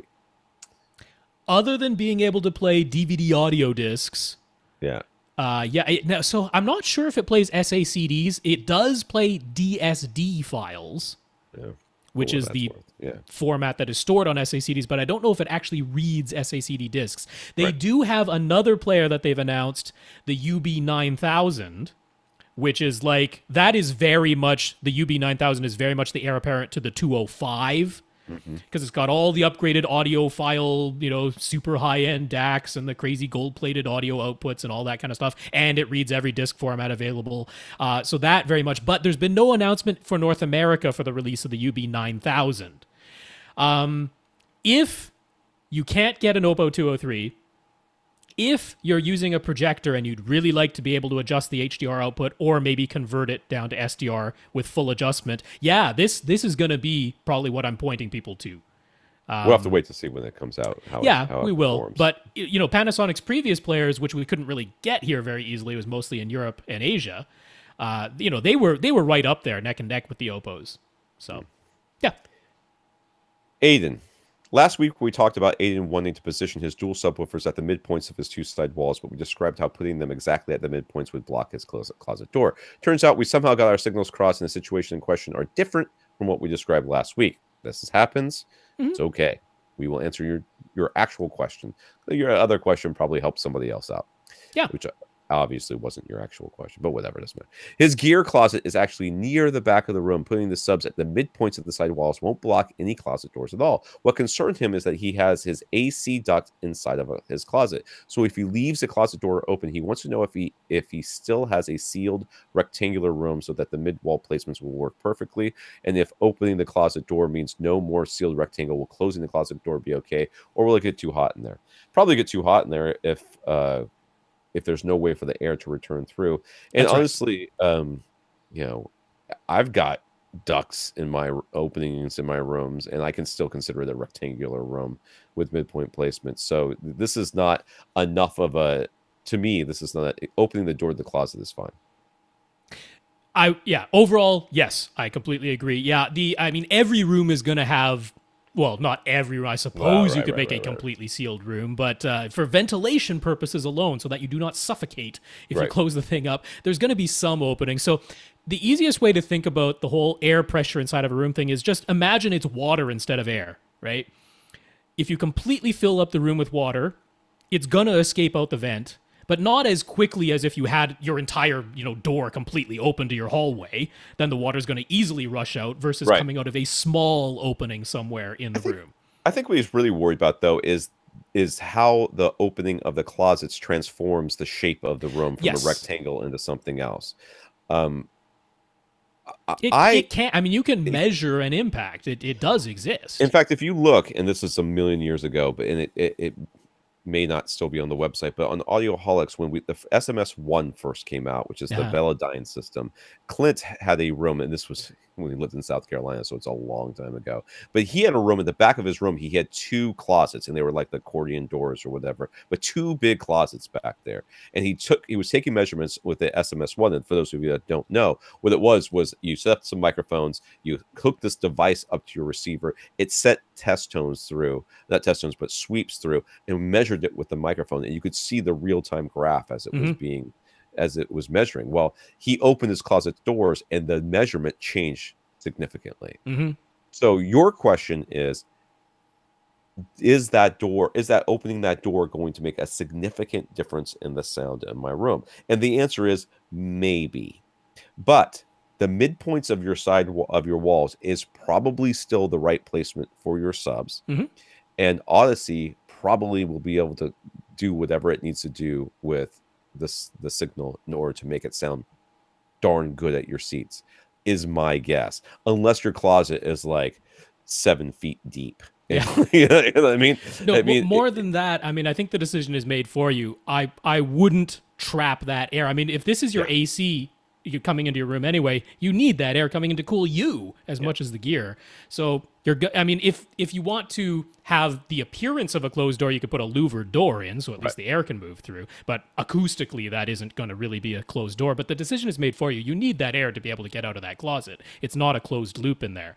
And the reality is once you take your measurements with Odyssey, that's the way your room should be when you're doing your critical listening or your whatever your listening is. If that door is open, then when you do the measurements, that's what the door should always be open. You can do what I do. I just took the doors off. So, I wouldn't overthink this one. Travis says he's been listening on and off to AV Rant for a few years. I think that's how people should listen to this podcast. It's too long. And he's curious about us, Tom and Rob. Could we share some of our backstory, education? What do we do outside of AV Rant? How do we get into podcasting? How do we gain our knowledge about home theater? I've talked about this a couple times before, but I'll do a quick recap. The very first time I came across home theater was when I lived in San Francisco. I was in college. It was right when Jurassic Park came out on VHS. I had watched it at my house on my apartment. Of course, I always bought the letterbox because I cared about video and sound. I just didn't know that home theater was a thing. And some some friends of mine that lived in the same apartment complex came by for one reason or another, and they're like, "Oh, you got the new Jurassic Park?" I'm like, "Yeah, I got it. Just watch it. It's good. And that's a good new one. It's the only one. You got Jurassic Park." I'm like, "Yeah." He's like, "Why don't you bring it over? Watch it at our house?" I'm like, "I just watched it." He goes, "No, you got to come watch it at our house." And they were all working at it wasn't Best Buy. I think it was called the Good Guys. It may have been. There may have been another store that it was. It was a competitor to Best Buy in California at the time. It wasn't Fry's, but it was something like that. And they all were really into this stuff. And I went over there, and my mind was absolutely blown. Now, first of all, it was in the middle of the night, and they were playing this movie entirely too loud. But their neighbors were, I want to say, illegal aliens, and therefore would not complain about them, because that's the only explanation I could get. Once they changed apartments, they were never able to be loud again after that. But like these guys had the very first THX certified receiver that ever hit the market. It was like $1,700 or maybe more than that. I thought it may have been Onkyo, but I don't remember.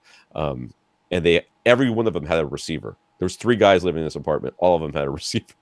It's, they just kind of pulled and stuff like that. And it was at that time I caught the bug. Now, how did I get into audio? I was working for the school district in their research department up in Jacksonville. And if you've ever worked for the government, you know that there's not a lot of work gets done around there. So I had lots of time to spend on forums, and I started posting on the forums on Audioholics, and slowly worked myself into a job working for them, where I worked for them about 8 years, writing news, reviews, editorials, that sort of thing. It was at that time that the podcast got started in the way that I talked about earlier. And Rob was a listener to the podcast, and Rob picked it up there. Yeah. My education, I'm a university dropout. Took 2 years, never completed. Outside of AV Rant, I like to maintain some privacy about the rest of my life. But since Tom just mentioned it, I will say my job is government funded. And so getting that means he's got lots of time to spend on forums too. Not so much, but I did spend a lot of time on forums. I mean, mainly I got into home theater right at the tail end of high school. And basically it was just, I got frustrated by not getting the good information. I got frustrated by how much things I bought and money I spent, and ultimately wished I had made different decisions. So I just I've never gone away from it. I never lapsed. So I've just kept up with it. It's just been a continual interest for me. And that's really, I have good memory and recall for this type of stuff for whatever reason. It's a facet of my brain that seems to work, so it goes nicely. That works well. That's really all it is. There was no magic to gathering any knowledge about it. It's just a lot of time and remembering a lot of stuff over many years. And I started listening to podcasts quite early on. Picked up the HT guys. They were one of the earliest ones. Found them via AVS Forum, which I was frequenting at the time. And then just looked for other home theater podcasts. Found AV Rant. Got in touch with Tom and Dina early on, mostly to correct their grammar, thus getting the nickname Grammar Rob. Yes, that's right. Yes, he was very annoying back then, and he annoyed me right into being a guest host as soon as Dina left one summer. That's right. I was distraught when Dina left. I was crushed, but I was seriously in a bad way, man. It was pretty bad. I was very close to disbanding the podcast at that point. Yeah, I'm glad I didn't, but it's like I don't have any special education when it comes to audio. I have a background in psychology. I have a master's in psychology, but that's mostly just to mess with my kids, I think, and. But I got a lot of just hands-on experience, and what it comes down to is Rob's got a really good attention to detail and recall of all the specifics and stuff like that. My background, my experience with speakers and TVs and doing measurements and stuff like that is all hands-on. And then I took the THX. Didn't quite get the certification, but I took the THX class for calibrating displays, so I know. Firsthand how that works. While I'm not nearly as good as some of our listeners, like what's his name? It just fell on my head. Some of our listeners who are professional calibrators, I do have enough knowledge to be dangerous. Oh, like Ray? Ray, that's it. That fell on my face. Wow, that was just weird.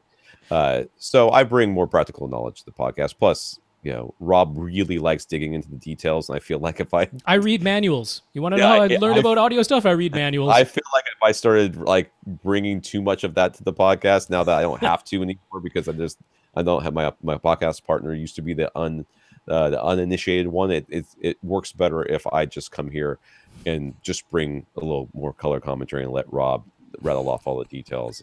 I think it works for the dynamic. But I certainly have been in the position in the past where I've had to be the one who is more knowledgeable stuff. That being said, I don't think there's been ever a time on this podcast and any point in its history where I've gotten the math right about DB stuff. I always get that all messed up in my head. It is logarithmic. I know, it messes me up. So anyways, let's go on. Chris, how much time do we have? 2 minutes. Well, we started late, so I don't care about that. Maybe push it to 10. Yeah, we'll see about that. Chris wants a new TV for his living room, and he's been thinking about upgrading to 4K. But in his dedicated theater, he's got 3D, and he really enjoys it. You and Rob both. That's right. Is there any option for a 4K 3D TV these days? Really expensive ones, yep. I was going to say that. I think the only one I ever remember, isn't it an OLED that does 3D or something? Well, like that? You'd have to go back to 2016. Yeah. And they're getting very hard to find. You could look for an E6 or a G6. Those did have passive 3D. You could go for a C6, although that has the stupid curve on it. That was the last curved OLED that they ever made.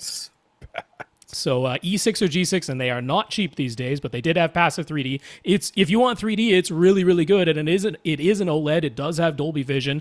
The brightness wasn't great. It was about 450 nits, so they got much brighter the following year. So you're giving up something in the HDR to maintain 3D. If you want a current model TV that's still available, you're looking at the Sony Z9D series. That does have active 3D with the shutter glasses. You do get crosstalk, so it's not fantastic 3D, and boy, is that an expensive TV, and it is from 2016. They've just maintained Those it over the past 2 years. Probably $200 a piece, too, Not right? quite, but they do have the batteries they have to recharge and all that. So, yeah, them's your options. It's slim pickings, and they're expensive, and they're old. If 3D is a no-go, should he snap up a 55-inch TLC P605 on clearance, or would one of the newer models be better bang for his buck, even though it would cost a bit more? I mean, if that's the size you want, they're $500 right now. 55 inches of the P series from last year from TCL. Yeah, they're $500. I mean, that's if 55 inches is the size you want, it's pretty good. I would be okay with that. Yeah. Since he recently bought a Denon X4300H and 4 Atmos speakers, he wired things up in his theater for 5.1.4, but he already had a 7.1 set up, so he would like to get his surround back speakers working again for a full 7.1.4 configuration. So he needs at least 2 channels of external amplification. What 2-channel amp should he buy, and which speakers should he offload from his receiver to his new 2-channel amp? Well, let me tell you, sir, you're not going to have as many options as you think. That's right. For 2 channels, you can either do your top middles or your fronts, I think. You can do your front, left, right. That's one of the options. Or, yeah, I think I think it's top middles. I think it would be like your top rears, right? Whatever your overhead speakers that are towards the back of the room, whatever the name that is. So it could be rear heights, top rears, or top middles. But yeah.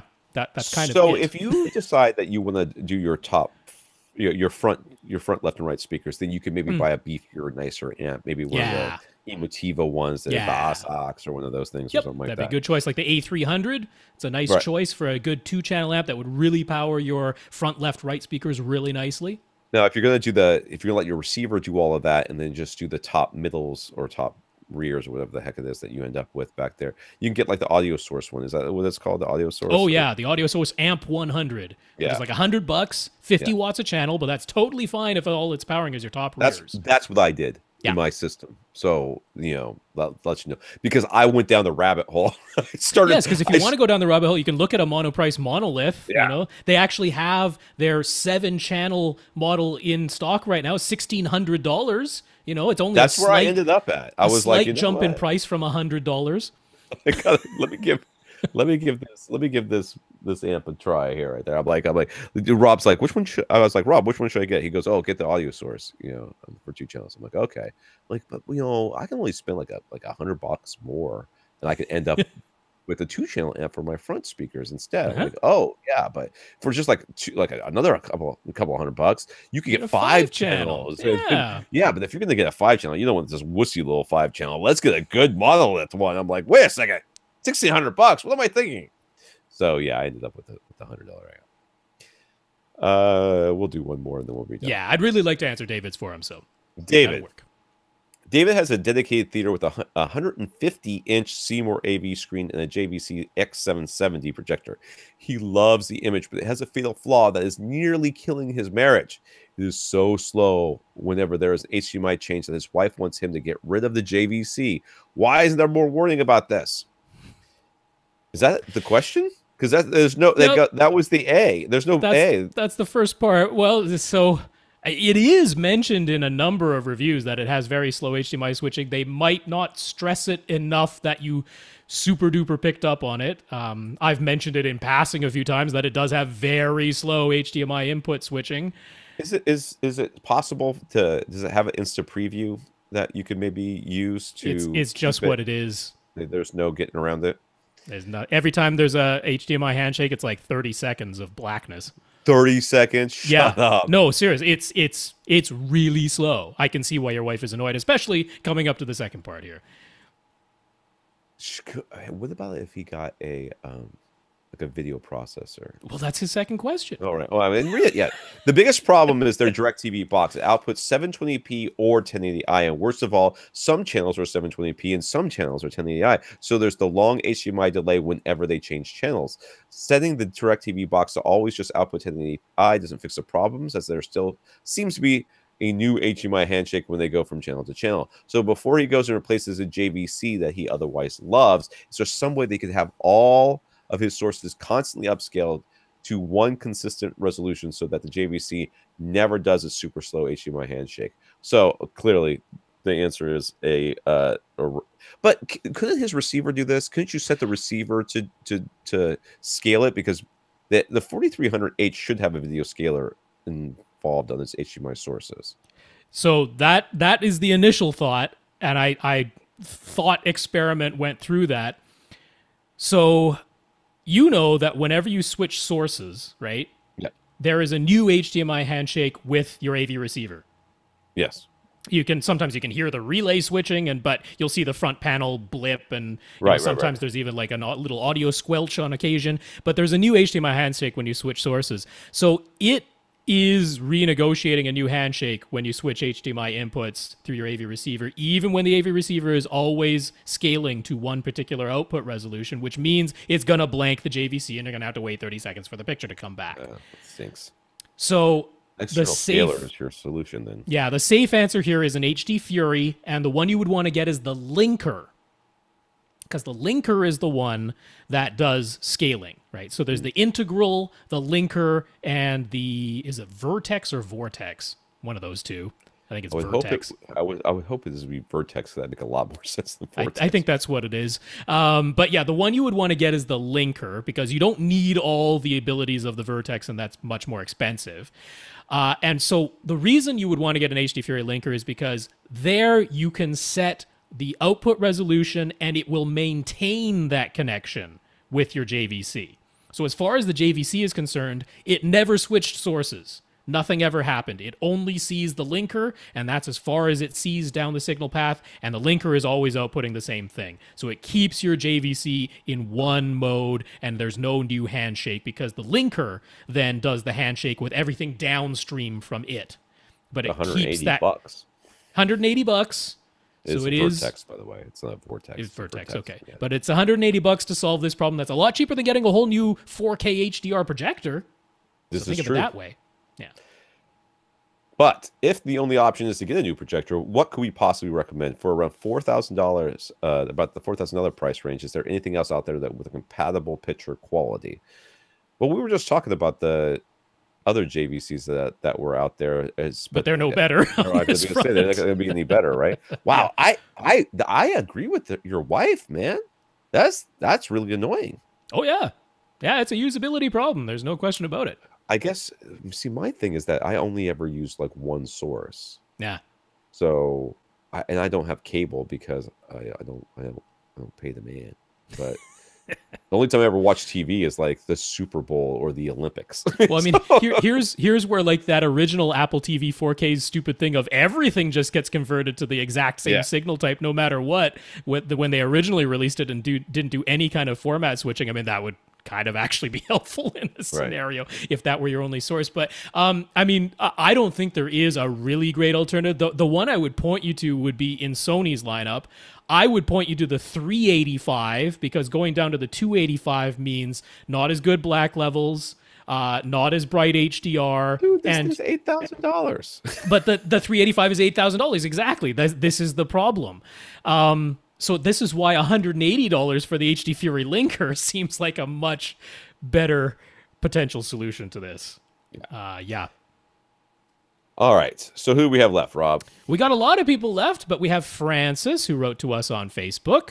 We have Chad, Nelson, scrolling, Abu, Greg, David, Jack, Antoine, and Everett. We have all of your questions. We will answer them next week. We will be answering them. Don't worry. We'll be a little bit quicker next week because we don't have to read these 20,000 names of our great donors. First of all, yes, thank all of our donors from this week that helped with our listener donation pledge drive that happened. We want to thank Anonymous, James, and Deepon for setting that up for us, and to all of our listeners, and there are so many of you, so thank you. Yes, yeah. So Anonymous, James, Deepon, thank you so much for doing the dollar for dollar matching for up to $300. So we have the whole list of names that we repeated. You can go back to the beginning of the podcast to hear that full list of names. I will probably put them on the website as well for sure in the show notes. So we'll put them in the show notes so you can absolutely see. Yeah, avrant.com for the show notes, links for stuff that we talked about will be there too. And I haven't even really mentioned it explicitly on the podcast itself. If you go to the complete 2-hour video versions on YouTube, I'm now putting in timestamps for each person. So if you want to skip around, you can do that. You can click on the link and it'll take you right to the time for when we start talking about a new person's questions. Look at you go. You're a crazy person. All right. So that's going to be it. We also, I guess, want to thank Tom for talking us up to Elite Home Theater seating. Yeah. Congrats, Tom. Really nice chairs. Thanks so much. And our 59 patrons, including Jeff, over at patreon.com/AVRant podcast, if you would like to be a patron and give us a monthly donation automatically.